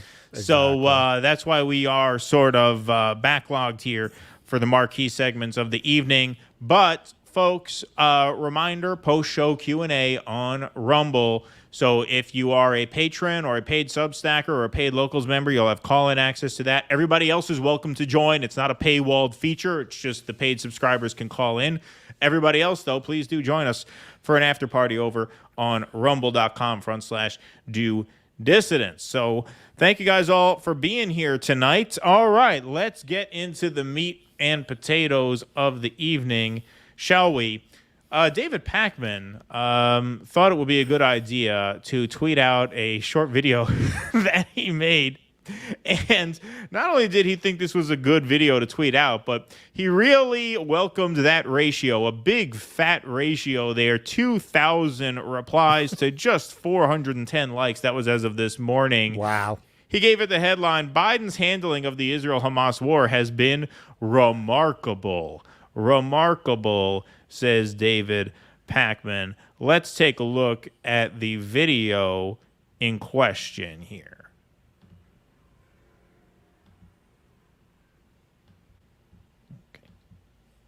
I see all the same reports that you see. Young people displeased with Biden over handling of Israeli-Hamas war, so on and so forth. Disaster for Biden in 2024. Phooey. First and foremost. I don't get the mustache look on him. I don't like to pick on people for this, but the guy looks like he's playing Captain Hook at the Provincetown Community Theater. What the fuck is the mustache? We need a mustache for. He's not a bad-looking guy, but what is that mustache for? You know, it's hard to pull off a mustache. A mustache is not an easy thing to pull off. You have to be the right type to pull off a mustache, and he's not it. He's not it. I'm sorry. Yeah, he looks like a guy who would be soliciting immigrant women getting off a 3-mast ship. All right. Anyway, enough of that. Let's do a more substantive critique, shall we? I see all the same reports that you see. Young people displeased with Biden over handling of Israeli-Hamas war, so on and so forth. Disaster for Biden in 2024. First and foremost, you're telling me that those people who don't feel Biden has done enough are going to vote for Donald Trump? That doesn't make any sense, first and foremost. Well, first and foremost, that is demonstrably true according to the latest polls, because Trump now leads Joe Biden amongst young voters, according to the latest polls. Now, a lot of those voters are just not going to vote at all. A lot of those voters would vote for either Jill Stein or Cornel West if they were worth a damn. Turns out probably a lot of voters like this are just going to sit out. But it actually is demonstrably true that some of these voters did actually defect to Trump, who is actually leading Biden in the 18 to 34 demographic, according to the latest major reputable poll. Right. Secondly, it is actually remarkable the amount of success that Joe Biden has had here, pushing Israelis to allow aid into Gaza, warning Israel, don't overplay your hand, getting involved in the negotiation for hostage release. And that is major. That is tangible and that is major. And meanwhile, Fox News is talking about Biden's age. Okay, so that was the whole thing that he tweeted out. That caught him a 5-to-1 ratio replies to likes. He's done a remarkable job. I literally don't know how Joe Biden could have done worse. Like, I don't know what he could have done that would have been worse. And I got into this a little bit on the Jimmy Dore show yesterday. Like, Trump's rhetoric would have been more bullish, right? He would have said, we stand with Israel, we make no apologies. Biden says, we encourage them to abide by international law, but if they don't, we're not going to admit that publicly. Like, there is no difference in the reality of the situation. The difference is how they project their feelings toward the reality and therefore how the public emotionally processes the reality. But in terms of the job being done, how could he have done any worse? 14,000 Palestinians murdered, half of whom women and children, more than half of whom women and children, almost half children. I apologize. How could he have done any fucking worse? He's done a remarkable job? Well, this is where this entire issue is really a masks off moment, because that is something you just have to be a foaming at the mouth Zionist thing to say. They see the world through a just completely warped lens. I was watching an interview that Abby Martin did with an Israeli, more or less defector, guy who had turned his back on it. And yeah, you do see quite a few of them. And he said the greatest propaganda feat that Israel pulled off was convincing people that this situation is complicated. It's actually the simplest thing in the world. Yep. They came in, they kicked these people off their land, and they are gradually practicing settler colonialism against them. Clearly, what do you call the West Bank? Settlements. That is settler colonialism by definition. Even if you feel that, which I do not, but even if you feel, well, Israel finders keepers or whatever the fuck your excuse is. Makes right. So how do you explain the settlements that you're putting into the West Bank? How do you explain that? That's not settler colonialism. So we're just really seeing who the sick fucks are. And we're in a battle, and we'll get into this with Margulies. We're in a battle with these Zionists who have a lot of institutional power, who are being unmasked, are being revealed, and they're desperately, desperately trying to maintain the fiction that being opposed to the state of Israel is synonymous with being anti-Semitic. And with that fiction comes supporting Joe Biden and Joe Biden's policies, which are pretty much blank check for Israel policies. Although I sent this to you before the show, we didn't really have time to get into it. But what is that? Chris Murphy has joined now Bernie. Fucking useless as an asshole right here, but apparently finally came out and said that the loss of civilian life is unacceptable. And now they're seriously starting to talk in Congress about the idea that any aid to Israel should come with conditions. Well, that's the logical next step, because they've gotten their little pause, which I guess expires end of day today, tomorrow. I lost track. But once you get the pause that you were asking for, what do? Now, when the bombing starts again, when the horror starts again, when the slaughter starts up again, what do you say if you are Bernie Sanders, if you are Liz Warren, or one of these, senators who tries to orient themselves in a more progressive position, calling for a pause but not a ceasefire? Well, now you've had the pause, and now you realize that the pause was just that. It was a pause. It was a timeout. It's not a solution of any kind. It's just a break. So now they have to start talking about conditioning aid. That's the only next step that they can take without going as far as to do the obvious right thing, which is to call for an immediate status quo ceasefire, which is to say, all right, enough. Right. That's the only thing that makes sense. But Pacman actually wasn't done. I want to go to the second piece, because this video was not as widely shared, because it wasn't as on the nose as the first one. But this is another short that he made from what looks like either the same clip or at least the same stream, because he's dressed the same way. Here he is giving some more of his takes on the Israel war. Hamas is going to keep trying to do more of this stuff. But if Hamas is willing to say, we will postpone doing more of that stuff and agree to this ceasefire, at least temporarily, with the idea that they will get some jailed Palestinians back in order to release these hostages, it is still very much worth doing. And it doesn't project weakness on anyone's behalf if what is the top priority is maintaining the appearance. So can we say that this is good news? I think we can. It's not a solution to Hamas's genocidal goals. It's not a solution to the fact that Netanyahu's Likud is not well positioned to obtain any kind of long-lasting peace. It's not a solution to the broader Israeli-Palestinian conflict. But for the question of the hostages, it is certainly progress, and getting 50 or 100 hostages out, even if it is not the 236 that remain, is a good thing. All right, so I resisted the temptation to pause that midway. See, I'm trying to... We're all turning over a new leaf. I want you all to be very happy. I want everybody to be very happy. But baked into that is the assumption that Hamas's aims are genocidal and Israel's aims are to make peace.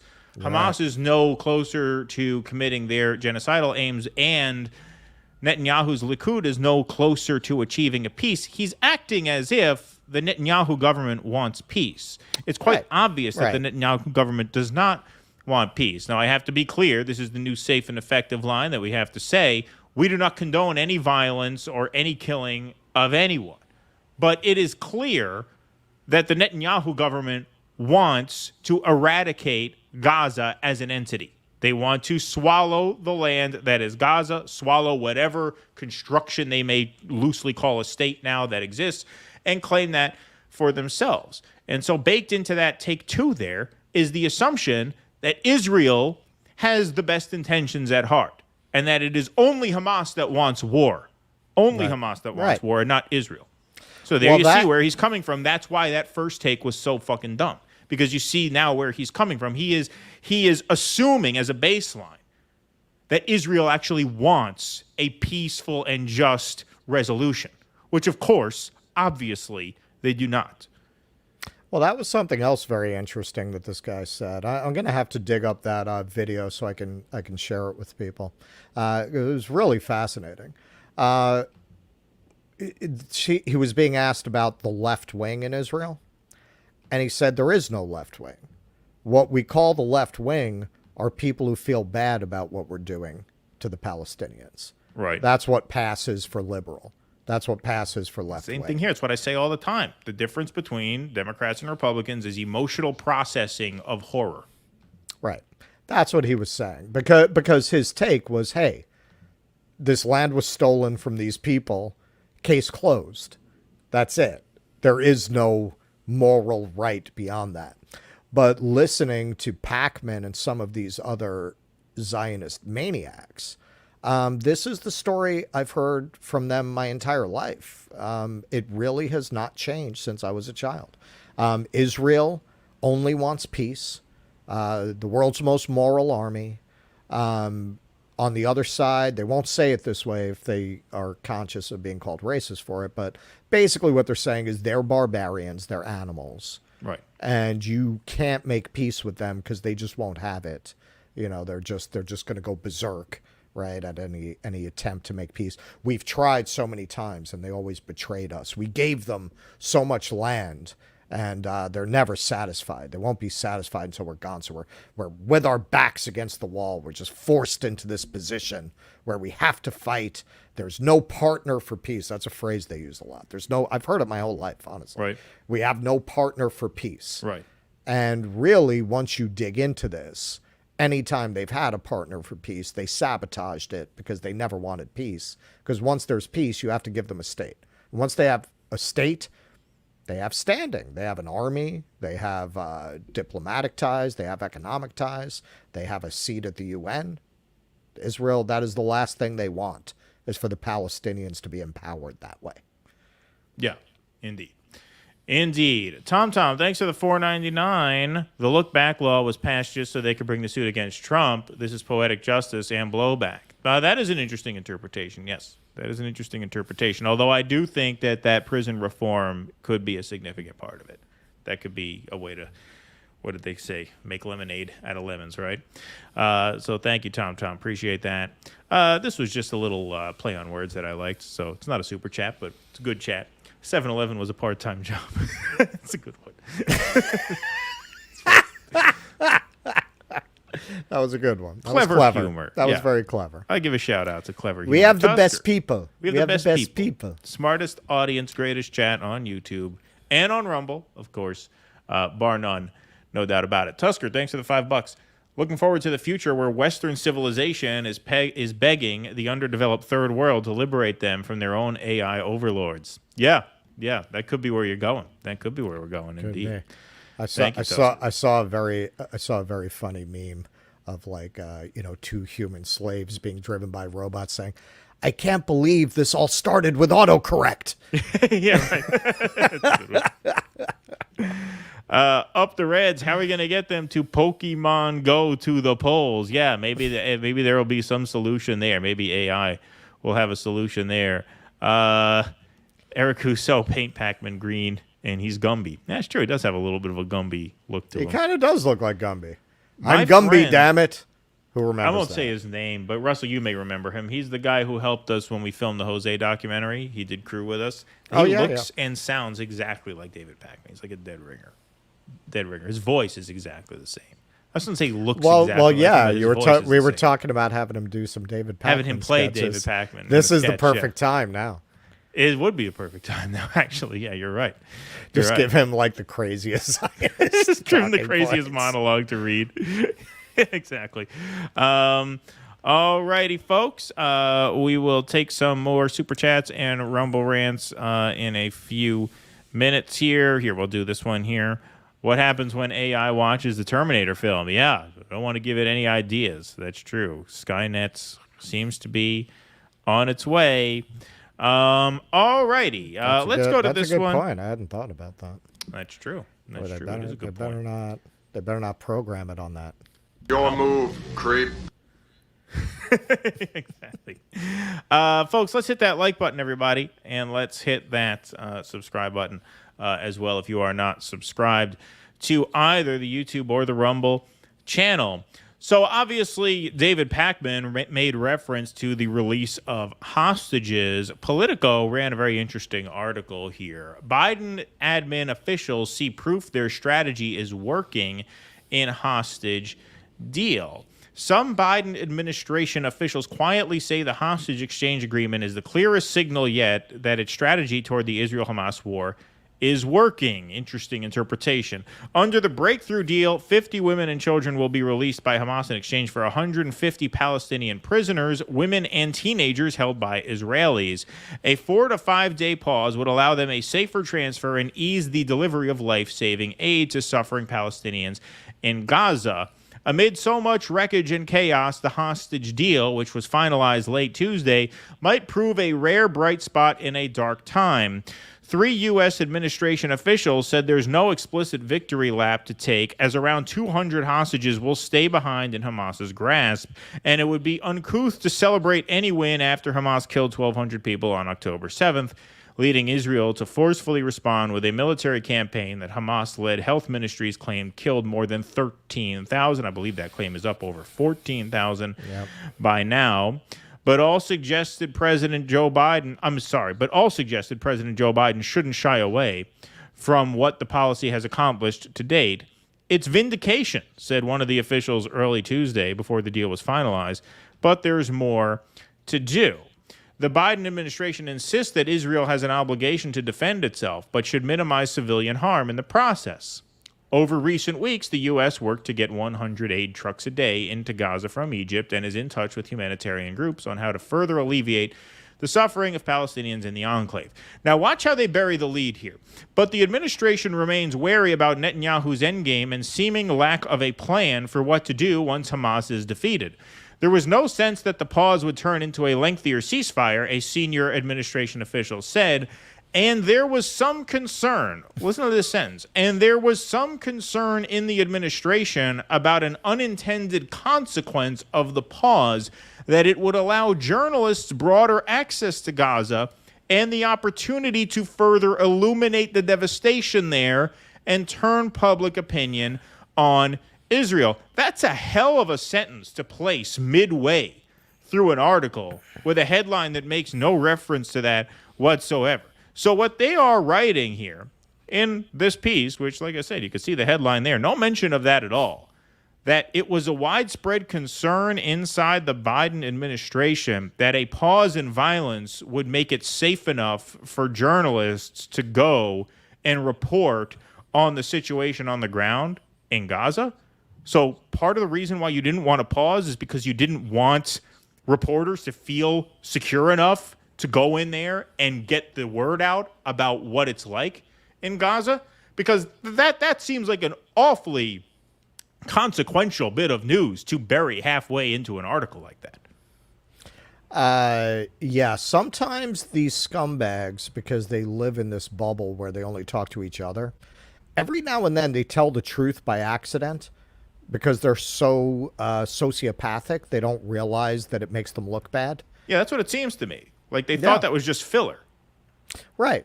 Well, because the kind of fucking zombies who absorb that Washington speak at face value, that makes total sense.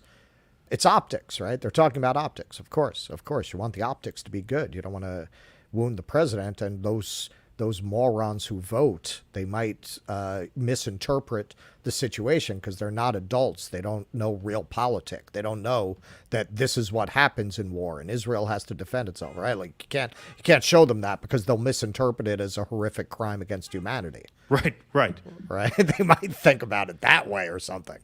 So yeah, no, every now and then that happens. That, like when Wolf Blitzer on the air said, well, if we cut back on military spending, that's a lot of jobs. Right. Right, exactly. Every now and then they give away the game without thinking about it because they're just used to talking to people who would never think there was anything wrong with that kind of an observation. Exactly. The greatest comedy yet, Rumble Rant, is starring Trump reading the Old Testament out loud on a Broadway stage. Yeah, he should be a one-man show on Broadway. It would be like the producers. Yeah, yeah. If this next run doesn't work out, he should definitely look into that. Because let's keep it sane. Thanks for the $5. Got edited thrice by YouTube, so I'm just sending money. Oh, okay. Well, apologize about that, but thank you for the donation. And one more time, because we get this all the time. We almost get this we every don't day. censor comments or chat messages. So if you see if something has been disappeared, if something you wrote is not there, it's got to be YouTube AI censorship or something. Because we don't. I mean, I don't. I know Russell doesn't either. I certainly don't have time to read through the comments and censor people. I will take people, usually not in the comments. Sometimes in the chat, you'll get trolls. If you're really a troll, like you're just personally insulting to me or Keaton, if I see it and you keep doing it, yeah, I will bounce you for that. But that doesn't really come up in the comments. Like in the comments, like unless you're really, really over the top crazy, yeah, we don't take you out. That's 99% chance. I mean, look, if you're a fucking total psychomaniac, you know who you are. Like if you're writing stuff that I'm not going to say because I don't want to get us kicked off YouTube. Right, exactly, right. Then probably it's YouTube. Right, it's probably YouTube doing it. Right. Like, and I guess because I've had people say that they had like mild things that they wrote that got censored. YouTube works in mysterious ways. Who knows why? Could be a glitch, could be a technical thing. It could be that their AI picked up something that wasn't there or misread something. But yeah, no, we do not 99.9% of the time censor anybody's comment. So if your comment was borderline, we leave it. Like we'll only take it down if it's egregiously over the line. Or if you're like, those Jews. Yeah, right. Yeah, those Jews, they're always in the banks. Yeah, right. We'll take that down and ban you if we see something like that. But other than that, if your comment came down, it wasn't us. Right, exactly. All right, let's go one more here. Up the Reds, thanks for the $2. The Virgin David Pacman versus the Chad Pacman. Yeah. Good. Like I said, funniest, most clever chat. We have the best people. We have the best people. We have the best people here. 658, 659, 660 on Rumble and climbing. 1764 on YouTube. Smash that like button. Smash that like button. Smash that subscribe button. And listen, folks, I want to afford that fourth stream. So I'm gonna hit the Patreon again. I'm not gonna play the scroll again. Which, by the way, if you signed up as a new member, because Jake isn't here tonight, you weren't on the scroll tonight. But if you did sign up as a new member, you will be on the next Rumble? Scroll. We did hit 666 on Rumble. All right, I'm gonna give Rumble their own medal cue. You're gonna burn in hell. I'll burn in hell. There you go. Rumble gets its own medal cue. The especially depraved audience over on Rumble. Yeah, exactly. Support the show. Patreon.com/Do Dissidents. Help us get to 500 members so we can go real full-time. All right? Patreon.com, Do Dissidents. .substack.com. And by the way, we are publishing regular articles now that we've gotten a Substack audience. So sign up for free to the Substack, even if you can't join as a paid member. But the other thing I do want to add is that I have to figure out how to format the articles on Locals because we're new to Locals. But if you sign up as a paid member on Locals and Patreon, you will get the paid subscriber exclusive articles too. Like Russell's latest article was really long, and so we paywalled part of it to try and lure in a few of you folks, try and get you guys to pony up to get us to that 500 subscriber mark. But if you sign up on any of the platforms, the perks are the same. So if you are a paid member on Locals, you'll get the articles too. I just have to figure out how to format it for Locals, because you know how sometimes when you copy and paste text, it gives you the whole screw job. You know, like certain forums will let you copy and paste it the right way, and certain and some ones won't. Yeah. Yeah. So, but I'll figure that out in the next day or so. So yes, studissidents.substack.com.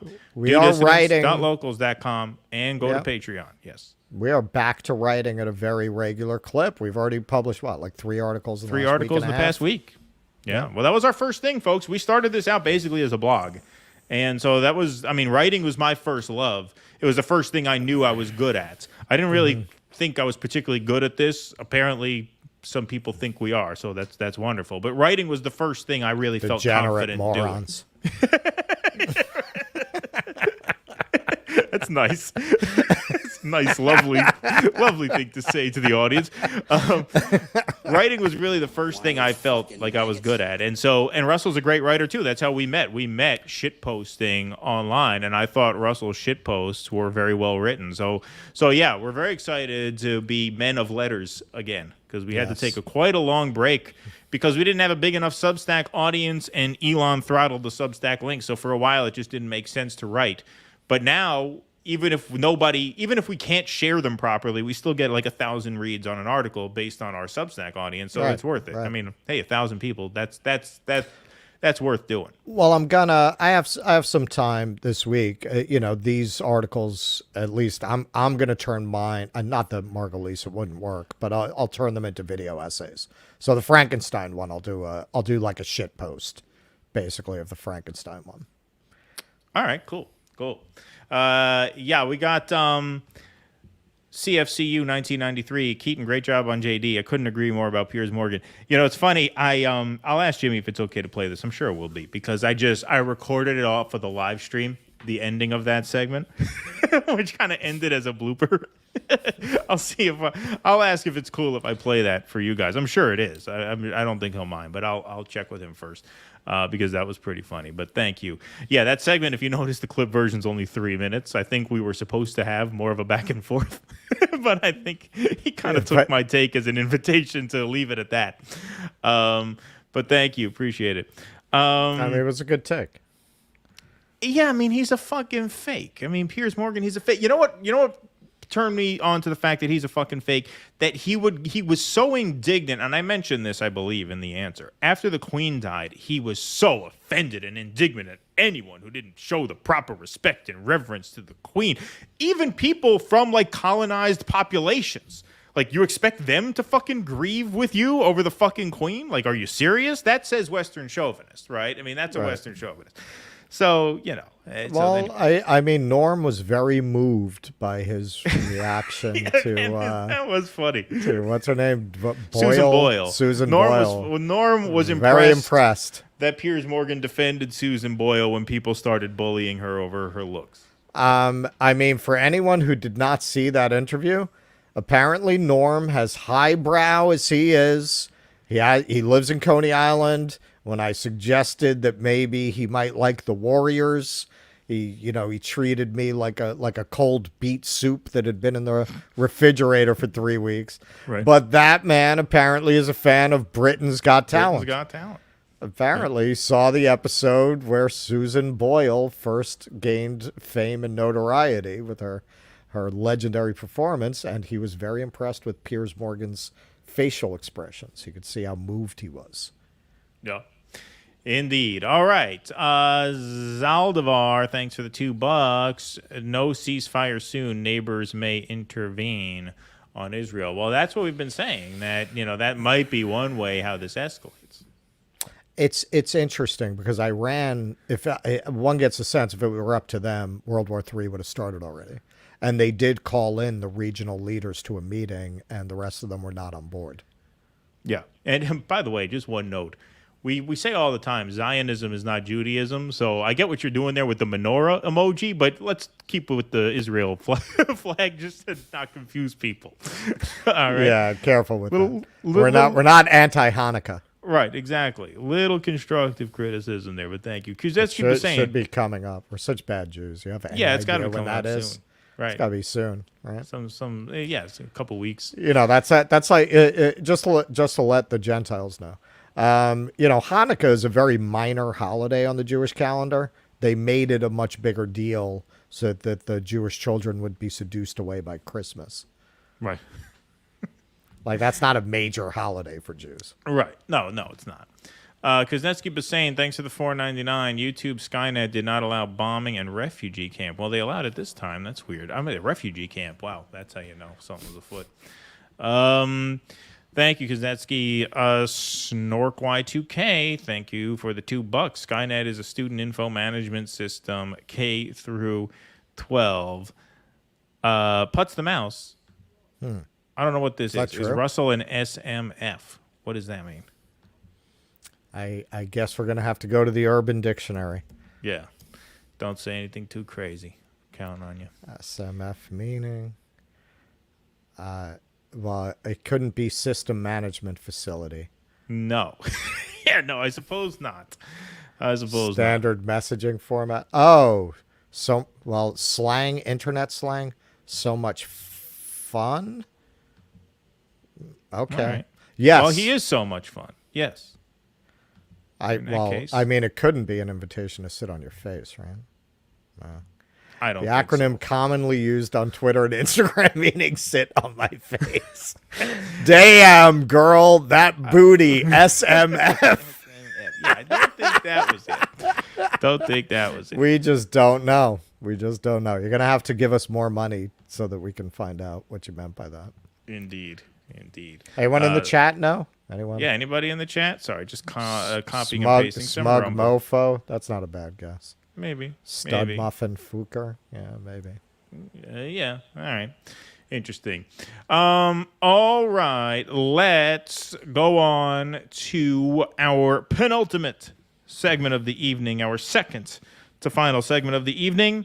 Andrew Tate on Ben Shapiro. So, people in the chat mentioned Piers Morgan. Andrew Tate sat down with Piers Morgan to discuss Israel-Palestine. And boy, did he have some words for Ben Shapiro. Let's take a look.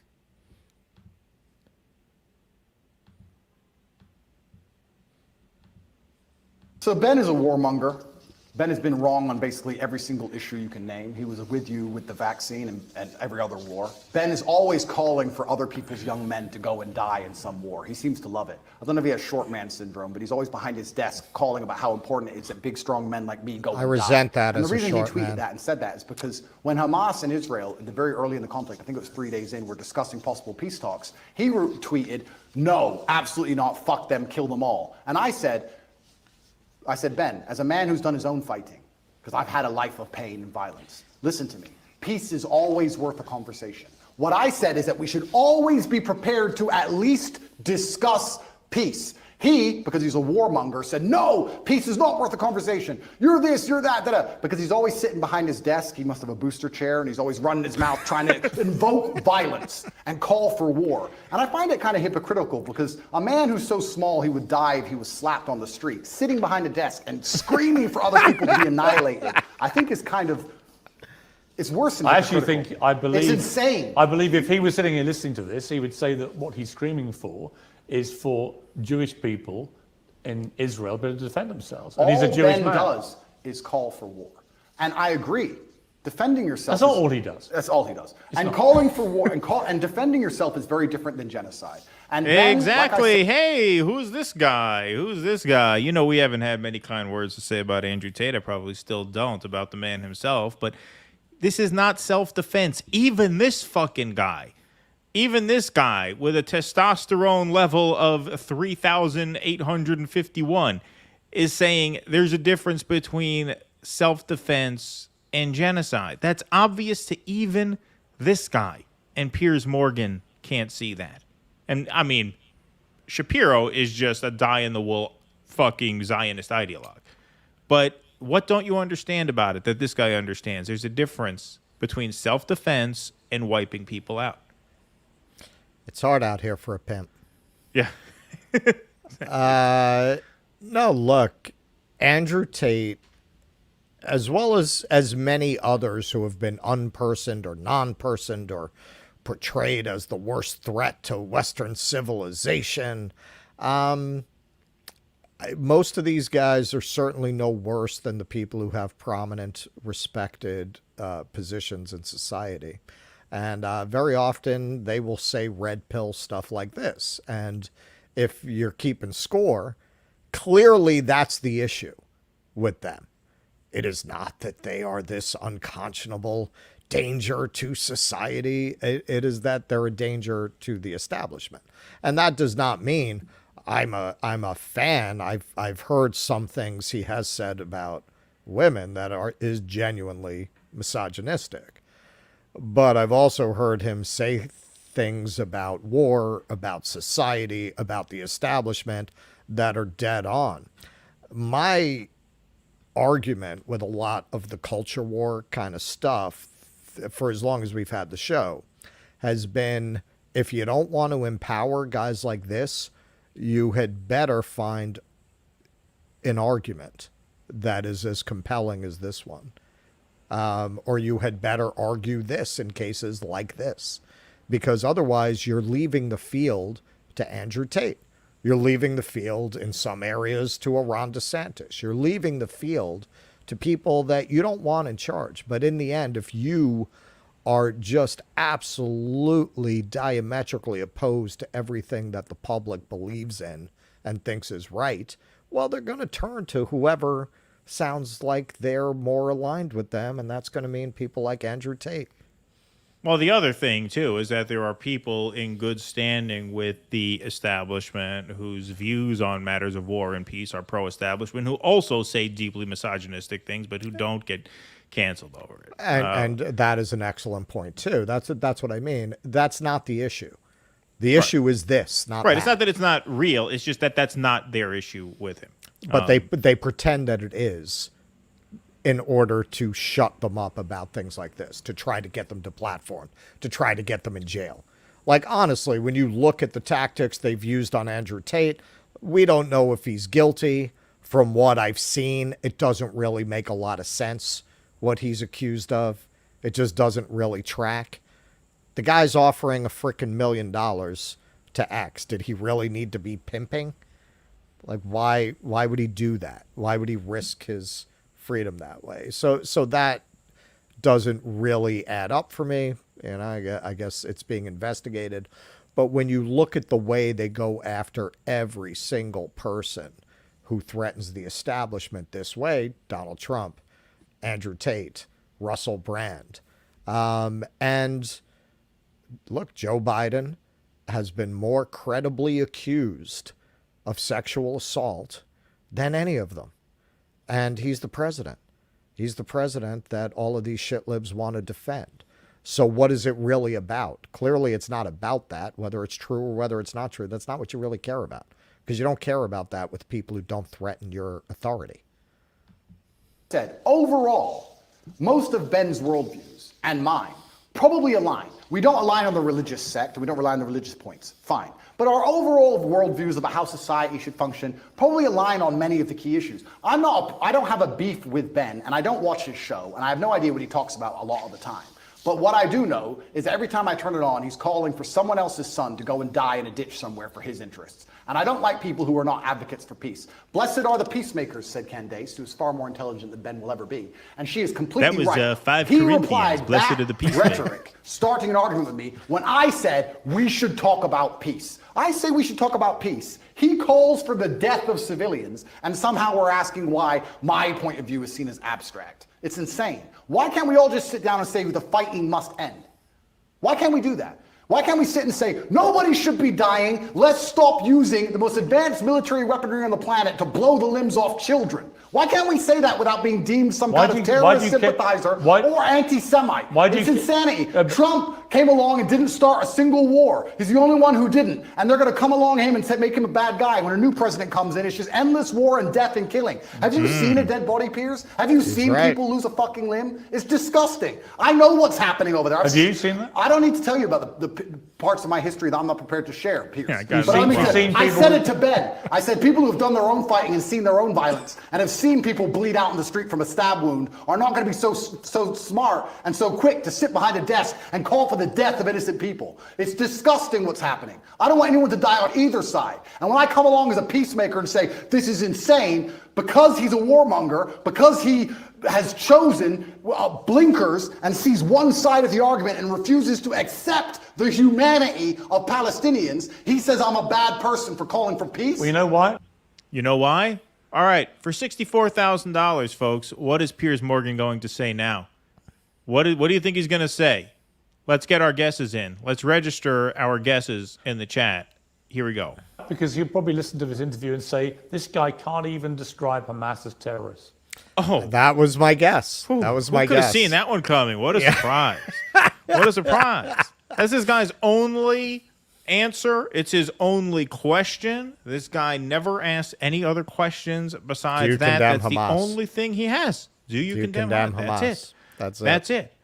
Now, you got this rift in the rights, and our super chatter, McDougal, will probably appreciate us for calling this out, because this is, I think, a real rift in the right. You saw Candace Owens sort of break from Shapiro on Israel, guys like Andrew Tate, right? Now, Tate takes it further than a lot of the more isolationist right-wingers by saying, I can acknowledge the humanity of the Palestinian people. A lot in the sort of quasi-anti-Israel, but sort of anti-interventionist right just say, let's just wash our hands of it. It's not our problem. That's the sort of Sagarangetti right wing. I don't understand why we should really care about this at all, right? But they don't go as far as to affirm the humanity of the Palestinian people. So you really have three sections of right-wingers. You have the Ben Shapiro, hardline, neocon, kill them all, which is not an unfair interpretation on Tate's part of what Shapiro's position is. Right. Then you have the Sagar sort of libertarian isolationist right, which is, yeah, we shouldn't be funding this because it's not in our interest, while really expressing no empathy or concern for the people in Gaza. It's just kind of not our problem. And then you have this point of view represented in this case by Tate, and kind of, as you can see in that Norm Finkelstein interview, by Candace Owens as well. So it's an interesting fracture on the right. And that's how you really know Israel is screwed from a PR standpoint, and why long-term they're going to have no real standing in the world, because even the right wing, which is historically very pro-Israel, is splitting into three different pieces on this, only one of which is really friendly to Israel's position. Right. And Donald Trump is on the wrong side of that split, interestingly. He is. Now, fortunately for him, there's really no one else in that primary who's on the right side of that split. True. He doesn't have anyone with a reasonable position. I mean, is there anyone running with a reasonable position on Israel? No. Right? It's just there's nobody. No. Dr. Shiva that they keep wanting us to interview. Yeah, well, he's running as an independent. Look, the only people. Well, but he's positions, not legally qualified either. No, you have a guy who can't serve, and then you have Cornel West and Jill Stein, who are polling at a combined 2 points because they can't get their shit together to actually coalesce whatever coalition may or may not be there, which was 5, 6, 7, 8, 9 points until they proved how unserious they were. So, yeah, I mean, fortunately for Trump, he has no real competition, but there is a serious fracture on the right when it comes to this issue. Well, and, Andrew Tate, I don't know that we've ever covered Andrew Tate. I've wanted to a few times, particularly when the libs were all up in arms about, oh, young boys are following Andrew Tate. There's something, whatever you think of him, I know he's gone full Batman villain. But Jordan Peterson said something I always think of. If you are afraid of what strong men are capable of, wait until you see what weak men will do. I think that the campaign to try to make society more equal by attacking boys and leaving them with no sense of purpose. Look, it's like when you read dog breeds, it'll lay out, yeah, this kind of dog, you have to give them a job. Otherwise, they'll get depressed and they'll get violent and they'll get anxious. That's how men are. That's how they're made. That's how evolution made them. And when you go and you tell men that you can't be protective, you can't be bold, you can't, demonstrate those traditionally masculine traits, you've opened a lane a mile wide for a guy like Tate to become their idol, because they're giving them something that you're denying them that I think goes to the core of their nature. And they're getting it in a form that I agree is not healthy, but they wouldn't be turning to this guy if you weren't telling them to sit down and shut up all day. I mean, I think there's a strong, we talked about this on another show one time. I forget who we guessed it on, but there's an economic component of it too. Men are taught to be providers. They're taught to stand their ground. They're taught to claim their place in the world, to own things, to claim things for themselves, whether it's women or land or money or food. And when the economy just deteriorates to the point where they can't do that, what do? They fall for the cartoon version of what the strong man is supposed to be, which is Andrew Tate. Trump, same type of appeal, right? When you are so economically disempowered, a lot of people are taken in by the con artist who's like the cartoon businessman, the cartoon version of success, right? So I think those trends are all there. Well, yeah, and in keeping with that, I mean, that all goes together. They're not giving them a healthy role model in which they can express their natural inclinations, and I do believe there are natural inclinations. My overall theory of humanity is based in evolutionary psychology. I believe there are certain, just like a breed of dog, men need to they need to feel like protectors and providers, and they need to feel like they're taken care. And that doesn't mean you have to go back to the 50s. It means, yes, men needed to broaden their understanding of sharing space and sharing power and not needing to dominate and not keep women down. That's those things. You could have had those things together, and I think we were moving in that direction. All these movements are just like a TV show that jumped the shark. I always feel like I'm like, yeah, man, I loved season 5. I love the MLK season. I don't know what the fuck's going on in season 8. All right, let's take some super chats. I'm late. Knicks game comes first. Jew second. Sorry, how'd the Knicks do? 007 Angelo. Knicks are probably the best New York sports team going now. Tusker, thanks for the $5. And Norm mentioned behind the green door during his interview with Crystal. Just thought you should know, Russell. Yeah, I saw he sat down with Breaking Points. That's an in joke for us. All right. I am positive Norman Finkelstein did not look. Keaton's so innocent he doesn't know what beyond the green door is. Use menorah to mean on Hanukkah. On Hanukkah. Beautiful. All right. I buy it. I understand that they will attack on Hanukkah. Interesting. Veronica McShane, thanks for the $10. Have you two heard about the automated taxi named Panini that dragged a pedestrian 20 feet at 7 miles an hour down the street in San Francisco, and then the company tried to hide the incident and report and video from the California DMV? I did not hear about that. We must have missed that one. So, no. I have not seen that. Another misadventure in AI, though, it seems. And not surprising in San Francisco. I would see if it's not. So I just want to say, in terms of the volume issue, someone's like, oh, Russell's whispering before I was too loud. I just bought the exact mic that he has. I'm not using it today because I have a new computer coming tomorrow. There was just no point in loading the software. Right. So Russell's going to have my microphone tomorrow, at which point we'll be able to do real sound checks with Jake and everything. So we got some more Rumble rants here. Here we go. Here's one. When are you going to interview or cover Dr. Shiva? I'm not interviewing Dr. Shiva. I mean, you guys can keep asking me, keep paying us to tell you no, we're not interviewing Dr. Shiva. No, I'm not interviewing him. The guy's a fucking asshole. He's an asshole. Maybe if he says something worth covering, I'll cover it. But the guy goes on Misty Winston's show, our friend Misty Winston, is a complete hostile prick the entire time. Not only is he was he? I didn't hear that. Prick the entire time. He somehow synced their radio stream to his personal Twitter. And during their ad breaks, where they're supposed to play ads to keep the lights on at their radio station, he starts monologuing to his audience. That's just the shitty thing to do. And then calling guys like Jimmy and Glenn Greenwald fucking pussies for not interviewing him. They don't want to interview him because you're a nasty prick.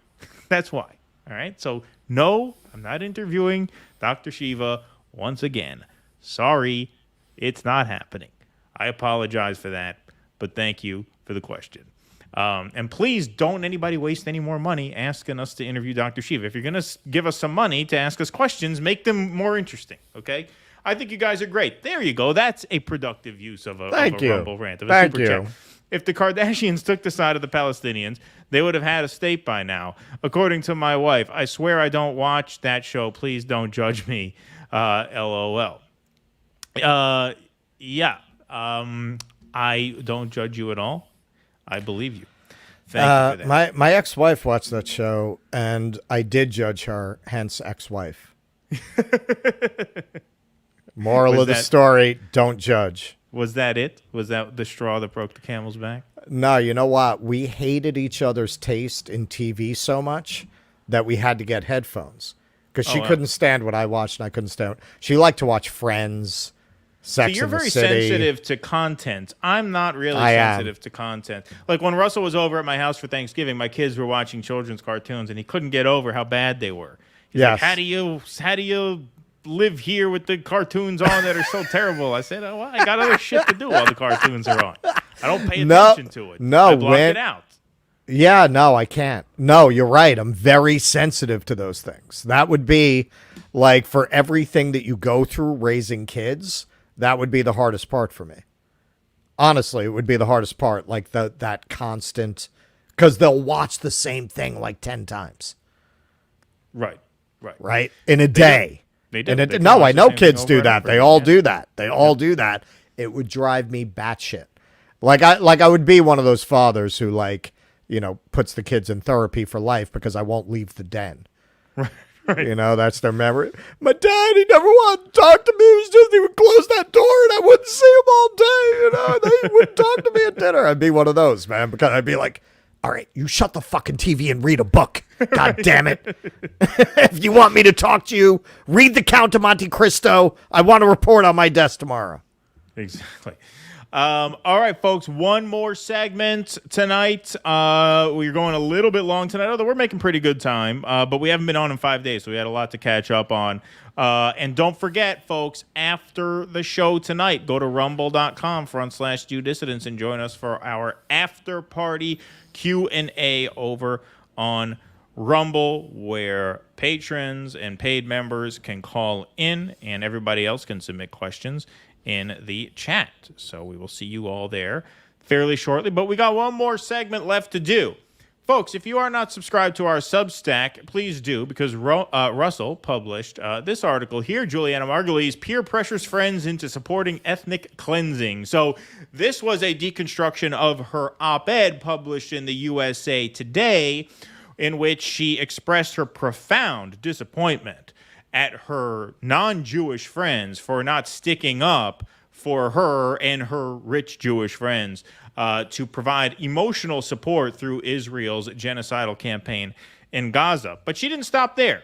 She went on a podcast called The Back Room, and we have a couple of clips from the podcast that we want to play for you. So here's clip number 1. Pronouns. If we use the wrong pronouns on college campuses, there'd be an uproar. Oh my God. Yet Forget it. Look what's happening. And that's not to denigrate the use of pronouns. It's those kids who are spewing this anti-Semitic hate that have no idea if they stepped foot in an Islamic country. These people who want us to call them they, them, or whatever they want us to call them, which I have respectfully really made a point of doing. Like, be whoever you want to be. How kind of you. It's those people that will be the first people beheaded and their heads played with a soccer ball, like a soccer ball on the field. And that's who they're supporting? Terrorists? No, that's not who they're supporting. terrorists who would kick a non-binary person's head like a soccer ball. They're supporting the thousands of innocent people who have been murdered by the Israeli state. This is just such a caricature of the Muslim world, too. And look, this it's is typical. It's typical of this kind of Zionist. It's what you hear from Pacman, basically. Right. I mean, what is he saying? From Bill Maher, from Sam Harris, same thing. Oh, if you only knew what they would think of you and how they would treat you if they got their hands on you. Right. First of all, that's just not true. There's a big difference between answering an opinion poll in a way that would, brand you socially conservative on issues of, trans rights or women's rights or gay rights. There's a big difference between someone who answers a pollster's question in that way and someone who's going to rip your head off and kick it down the field like a soccer ball. Like, this is just a caricature of the Muslim world. And even if you're talking about especially repressive states and regimes, you're talking about governments. You're talking about political organizations that weaponize extreme elements of religion to protect their own power. That's not what she's doing. She is obviously branding Muslim people as savages who would rip your head off and kick it like a soccer ball. That's obviously what she's doing there. And it's what Bill Maher does. It's what Sam Harris does. And all these guys who tried to make it sound like, no, we're just criticizing ideas. Bullshit. You've proven it's bullshit now. You've proven it's bullshit now by being this pig-headed on this issue, where anybody who doesn't offer blanket support for what Israel's doing is hurting you in some way. Look what the fuck is happening. Children are dying at a faster rate in Gaza than they died at Auschwitz. Yes, that's true. It's an amazing thing to read, but that's actually true.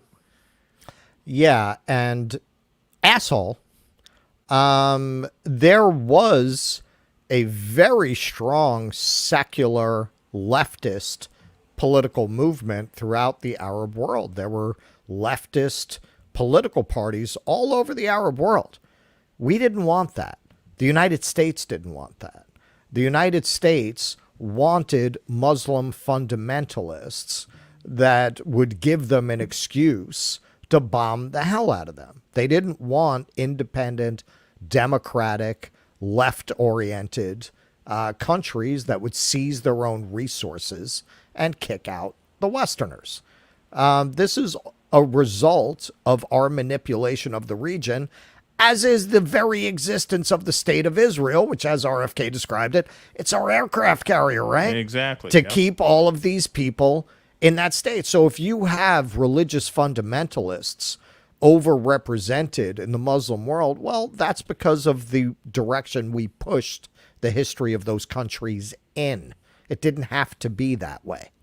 That's exactly right. That's exactly right. And for those who thought that we're done with damning audio from this podcast episode, oh no. That was an appetizer, man. The next one, there are no words. We won't even set this up, actually. Let's just play it. It wouldn't shock me a bit if a month from now you see students on Columbia's campus or Cornell or wherever, just somehow finding that lane that to them makes Hitler the good guy and somehow America in the 1940s the bad guy. But Austin, okay, let's talk about Hitler for a minute. Did you see U.S. It's a great name for it's a great name for a show, by the way, like a one-man show. Let's talk about Hitler. Talk about it. Did you see U.S. and the Holocaust, the Ken Burns documentary? Everyone should watch it. It should be mandatory watching. Mm-hmm. Listen to this. Especially for the Black community, if I may. Ooh! Because... You hear that? Let's play that. You hear that, Black community? Yeah. Juliana Margulies is telling you what you need to watch, if she may. If she may. If she may. By watching. Mm-hmm. Especially for the Black community, if I may. Sorry, I want to pull this back a little bit more. The Ken Burns documentary. Everyone should watch it. It should be mandatory watching. Mm-hmm. Especially for the Black community, if I may. Because Hitler got his entire playbook from the Jim Crow South. Mm-hmm. The Nazis were watching how the Jim Crow South were treating slaves and said, "Oh, great call. Let's do that playbook."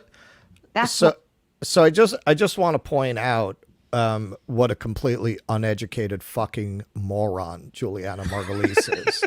because the Jim Crow South was not treating slaves in any way, because the Jim Crow South came after after slavery, you fucking moron.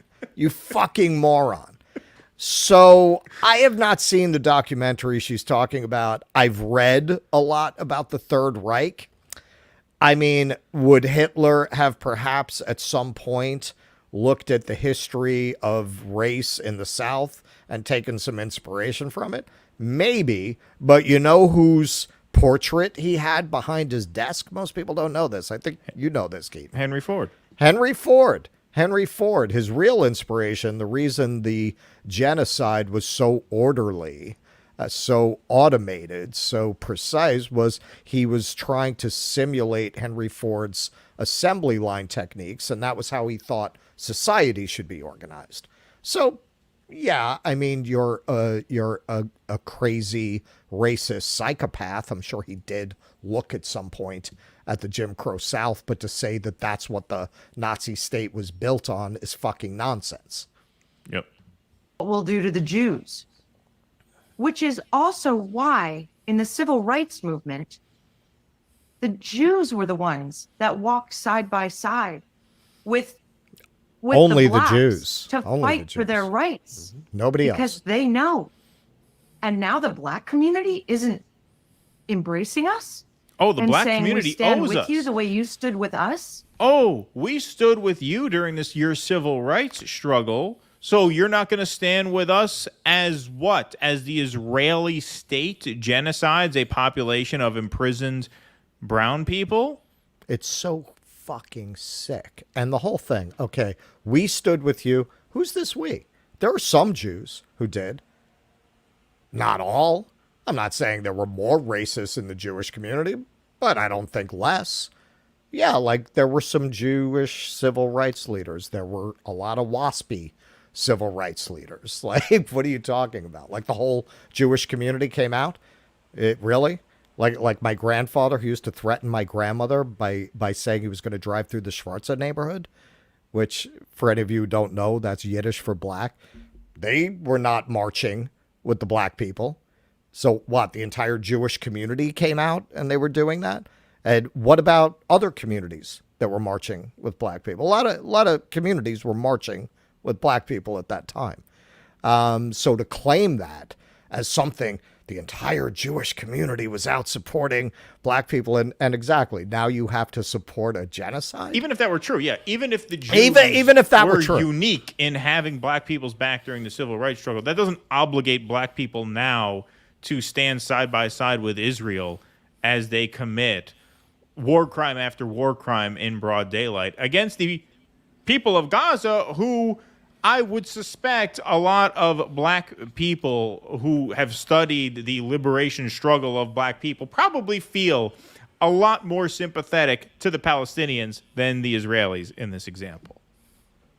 Well, and that's what the Zionists miss. That's why this is, for any sane, rational person listening to this, it's unintelligible. Right. And what, that's not what, even, what do I'm you not mean? even talking about the rank and file. The reason I said those who studied is because they're talking specifically here about the radicalism on college campuses, right? How can these kids who know, the history of segregation and civil rights struggle, how could they be turning on us in this way? Right. Yeah. Right. Let's keep going. We got some more, right? Yeah. Go on. Jews died for their cause. Where's the history lesson in that? Who's teaching these kids?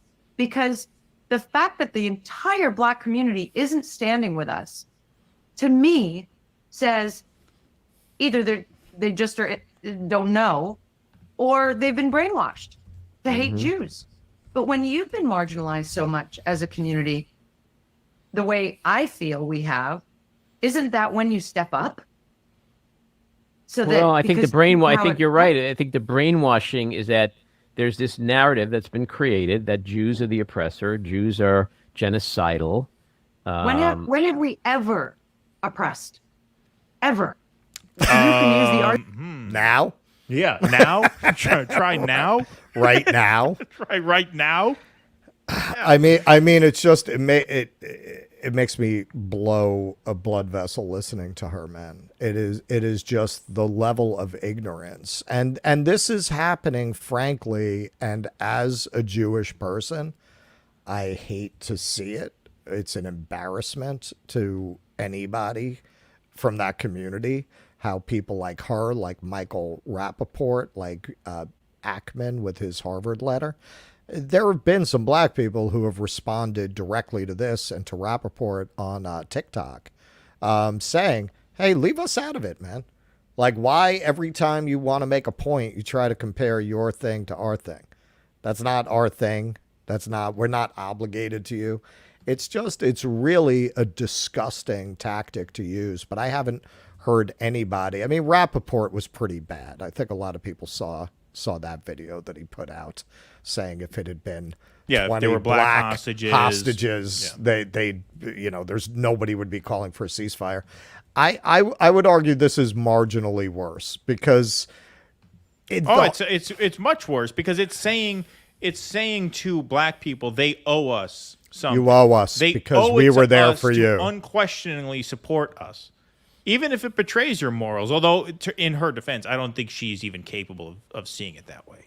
She's obviously just so brainwashed. She can't even see it that way. But even if you don't see it that way, the idea that they owe it to you to be there for you because you were there for them. They owe it to you to suspend their judgments, right, about the specifics of this situation. They owe it to you to forfeit the opportunity to actually evaluate who's on the right, who's on the wrong. Well, we have to back the Jews because the Jews had our back. And another thing she's doing, and this is obvious, and this is something we've been saying forever, and Russell touched on it there in his point when he says he's Jewish and how this is embarrassing. Yes, it's embarrassing, and it's harmful. It's actually very dangerous. This is why I say Zionists use Jews as human shields, because she is equating Zionism and Judaism, which means that according to Juliana Margulies, to be against Israel here is to be anti-Jewish. Right. Well, all that does is worsen anti-Semitism because most of the world sees what's happening for what it is right now. Most people are not as brainwashed as she is, and whoever this fucking Andy Ostrich, both of them, they're fucking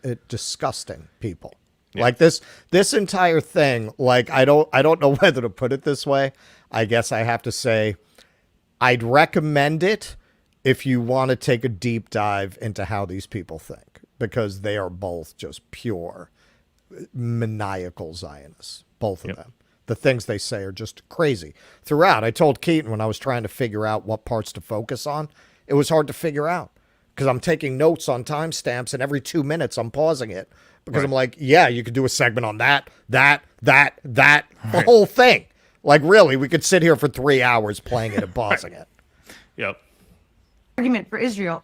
The UN, I mean, here's what kills me, is that these kids are calling Jews colonialists. If you're going to go with that argument, kids, then get the fuck out of America. Right. Because you were not here first. Right. Native Americans were here, and you owe them a big fucking apology and move the fuck out. Yeah. So then don't you owe the Palestinian people a big fucking apology? They all make this argument without seeing the irony. There? Right, exactly. Exactly. Look, you're admitting it now. Left critique is all about acknowledging the original foundational sins of this country. The American left is rooted in the recognition of the original sins of this country and doing what we can to atone for them and make them right and move forward in solidarity, class solidarity, race solidarity, gender solidarity, etc. Right? That's the whole point of a left project. Not to deny the original sin, because that's what you're asking us to do. You say, well, then why don't you get the fuck out of here because you're living on stolen land? Okay, so then why don't the Israelis get the fuck? So isn't that the point? Isn't that the point? I mean, we don't want people to get killed over it. I'm not saying I want people murdered over it, but we have to atone for it. We have to make it right. That's the whole point of being on the left, is to make it right. So here she is talking about, well, I accommodate people's pronouns. It's all bullshit. It's all a game to these people. It's all nonsense. That's part of why we are as aggressive as we are against we'll call the pseudo woke left, if that's less offensive to some of you, because it's all a mile wide and an inch deep. That's it. I'm I try my best to call people by their pronouns, God damn it. Now support my genocide. Which she What kind of clearly left is doesn't that? approve That's of. not a left. That's not a left. That is not a left. A left is, yeah, we acknowledge our original sins. We acknowledge the sins of the Israeli state, and we have to make right by it nonviolently. Nonviolently, that's the whole point of solidarity, is to be nonviolent, right? You always want, that's why I'm anti-war. But that doesn't mean to deny the sins of the country, be it Israel or us. Well, they all give up the game because you see this again and again. You saw it in the Medea Benjamin video. They all liken it to what we did to the Native Americans. So you're admitting the core argument. Right. As soon as you make that argument, you are admitting that Israel is a genocidal apartheid state. You're you're conceding that. Okay, so if you, and I had this debate with a Zionist who said this to me. And I said, well, okay, if what you're arguing is it is Israel's misfortune that the people they did this to are still alive in great enough numbers to be repatriated to their land, and America doesn't have to pay that price for its sins, and, you know, it's kind of unfair. Yeah, sorry you didn't genocide these people 200 years ago when nobody would have cared and it would have been done by now. Right. Sorry. I mean, is that what you want me to tell you? Exactly. Okay. Right. Sorry. But it is what it is. They are alive, and it is the 21st century, not the 19th century. You cannot just do this in broad daylight on social media daily, murdering 70% women and children, and have people go, yeah, you know. I mean, right. We don't these forgive people that are so easily manifest anymore. You know destiny. why? Because we like to think we've made a little bit of progress as a species. We like to think so. We like to think so. But yeah, no, in her fucking crazy gaslighting article that I responded to with my article, it's just insane the way she's saying. She framed it all. I mean, it was just classic Yenta kind of passive aggressive shit. The whole conceit of her article was that her friends just don't know the Jewish history. That's the only reason she can think of, right, that they're not weighed down by what Hamas did on October 7th. So she has to explain to them how Jews are raised, just constantly being told about the Holocaust. And that is something that is true. And I've talked about that on the show. It's a form of brainwashing, because you are told from a very early age that if you don't support Israel, you're betraying the 6 million who died in the Holocaust. Exactly. And all the other Jews who died and suffered for their religion. You're betraying them by not supporting Israel. And that's a very sick way to look at the world. And as this plays out, I mean, it's very interesting. In Hollywood, you're seeing, you know, people getting fired, and you know, it's really opening up this rift where, again, I mean, going back to what I was writing in the Frankenstein article, where they've been saying for years, you're not supposed to oppress people. You're supposed to be horrified by genocide. You're not supposed to side with colonialism. And nobody's been banging that drum louder than Hollywood. And as soon as this broke out, okay, so what do you do? What do you do? You've brought up all of these younger actors and writers and directors who sympathize with the Palestinians. And I think they themselves are trying to figure out what to do now, because they don't want to torch their careers. But you know that right now 70% of Hollywood, at least, is pro-Palestine. Of course. Of course. And I just want to add one thing before we go to some more Super Chats. Norman Finkelstein said very famously in that viral clip from decades ago that's been making the rounds, you know, in the past 6 or so weeks. He says, my commitment to the Palestinian cause is informed by the fact that my parents were Holocaust survivors. Right.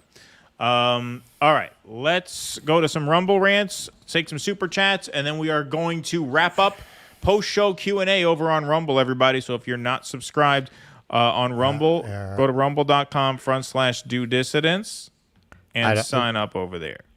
No, I don't think it is accurate that most Jews won't buy a Jewish car. Jackie Mason used to do a great bit about that. Say, I don't know how anybody lives in Hollywood and doesn't drive a BMW, but a Jew, you could say, you think I'm going to drive a German car? Right. Yeah. And by the way, just once again, we want to plug our Substack. Go sign up to our Substack so you can read Russell's article about this. DoDissidents.substack.com. All right. Some Rumble rants here. If my sperm donor father is or was Jewish, can I get dual citizenship and a newly constructed condo on the North Gaza Beach next year? Good luck, my friend. Yeah, they'll have the birthright extended to the newly occupied territories. What do they do with the father? Because Judaism is matrilineal. Do they let it go in regards to Israel? That's a good question. Do they accept that? I'm pretty sure they do accept it because I'm pretty sure I was able to do one of those birthright trips. I never did, but I'm pretty sure I was eligible. So they may have looked the other way on that. Russell, maybe we stereotype evangelicals without getting banned. I manifest Tourette syndrome when I think of Jimmy and Tammy Faye Baker. Thank you very much. I don't think that's the kind of discrimination the folks at YouTube care about. Right. No. Fuck, says Bonzo Beans. Thank you for that. That's for $1. Appreciate that. We'll take it. She's left out the part where Hitler was funded by Zionists, particularly Zionists in Yale's Skull and Bones. There you go. Thank you for that. I mean, we know Poppy Bush, if that's what you're talking about. Bush. Preston Yes, Bush. Preston Bush. That's right. We got some more Rumble rants coming in. Keeping up best I can, folks. Like I said, I'm one man here tonight. We are without Jake. Zionists created the NAACP, but wouldn't allow a black president for over 60 years of existence. I did not hear that. She's left out. Okay. And then this is something that I also had not heard, but Nazis used the example of U.S. extermination of Native Americans to kill Jews. Well, that would be an interesting fact to throw in Margulies' face. I haven't heard that. Oh, Prescott Bush, yeah. Putz the Mouse, some motherfucking friend of Twisted Sister. It's a song, too. Thanks, Putz the Mouse. Appreciate that.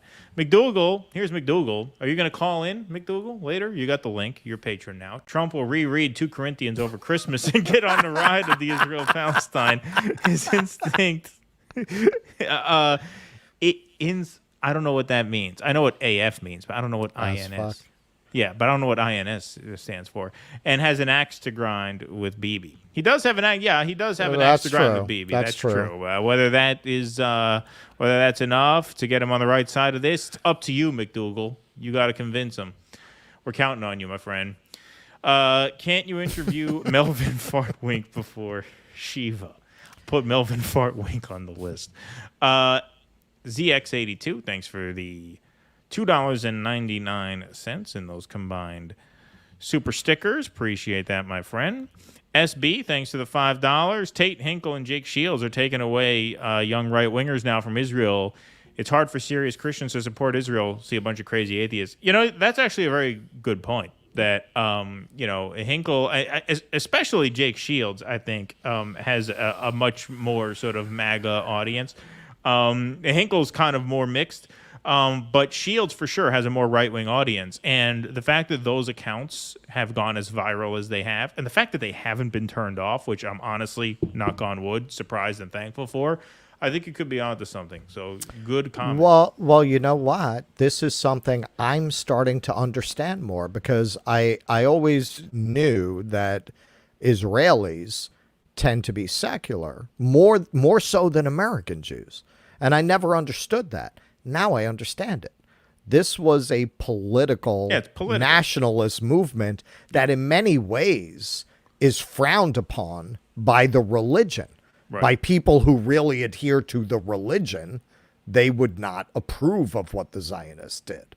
I never really understood why. Well, I always felt like, well, you feel so strongly about being Jewish that you're going to go live in Israel. How could most of them not be religious? And now that's much more clear to me. I'm glad you mentioned that, actually, because that was something that I kind of missaid on the Jimmy show. Not that I misspoke, but it kind of came out a little wrong. I said, Zionists, hide behind Jews like Russell and I, secular non-Zionist Jews. It sounded like I was saying that Israel is a religious state full of religious people, and Right, that the right. secular Jews are the non-Zionist Right, ones. I meant to right. say secular and non-Zionist Jews, but when I right. played it back, Okay. it didn't come out that way, and I see how that could have led people to think I meant the wrong thing. So I'm glad I reminded myself 2 hours and 47 minutes into the show to clear that up. I should have probably said that at the beginning.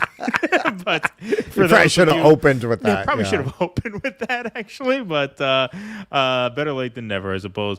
Cobra Commander, this issue is simple. Palestinians aren't being oppressed because they are LGBTQ. They are being oppressed because they're Palestinians. Of course. Absolutely. Will S., thank you for the $5. The only reason that Israel might be the only democracy in the Middle East is maybe because we helped the UK overthrow Iran's elected leader Exactly. in the 50s. Yeah, exactly. You could have had left-wing secular democracies all over the Middle East, but we didn't want that. Exactly. Kuznetsky Bassane, U.S. Indian reservations were a model for Nazi KZ. Interesting.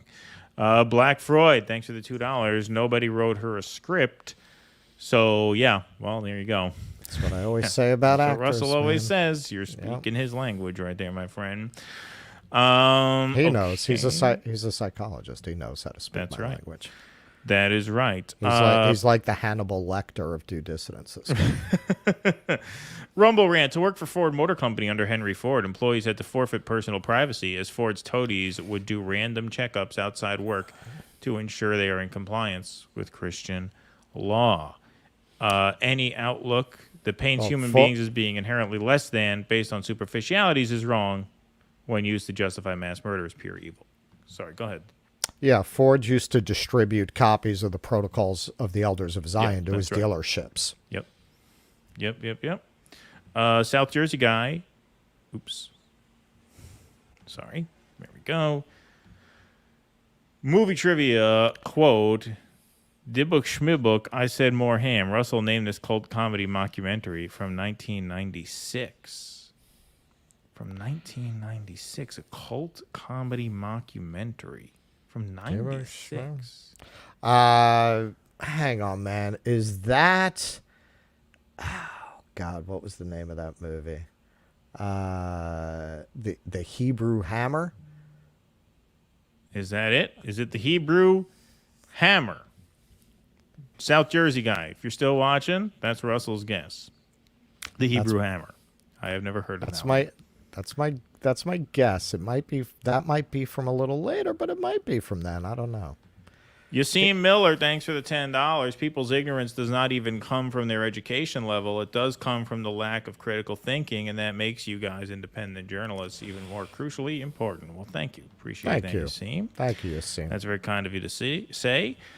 SB, thanks for the $5. Zionists have a track record of being anti-black. Israelis train cops in America, yes. And Israel was caught sterilizing black Jews back in 2013.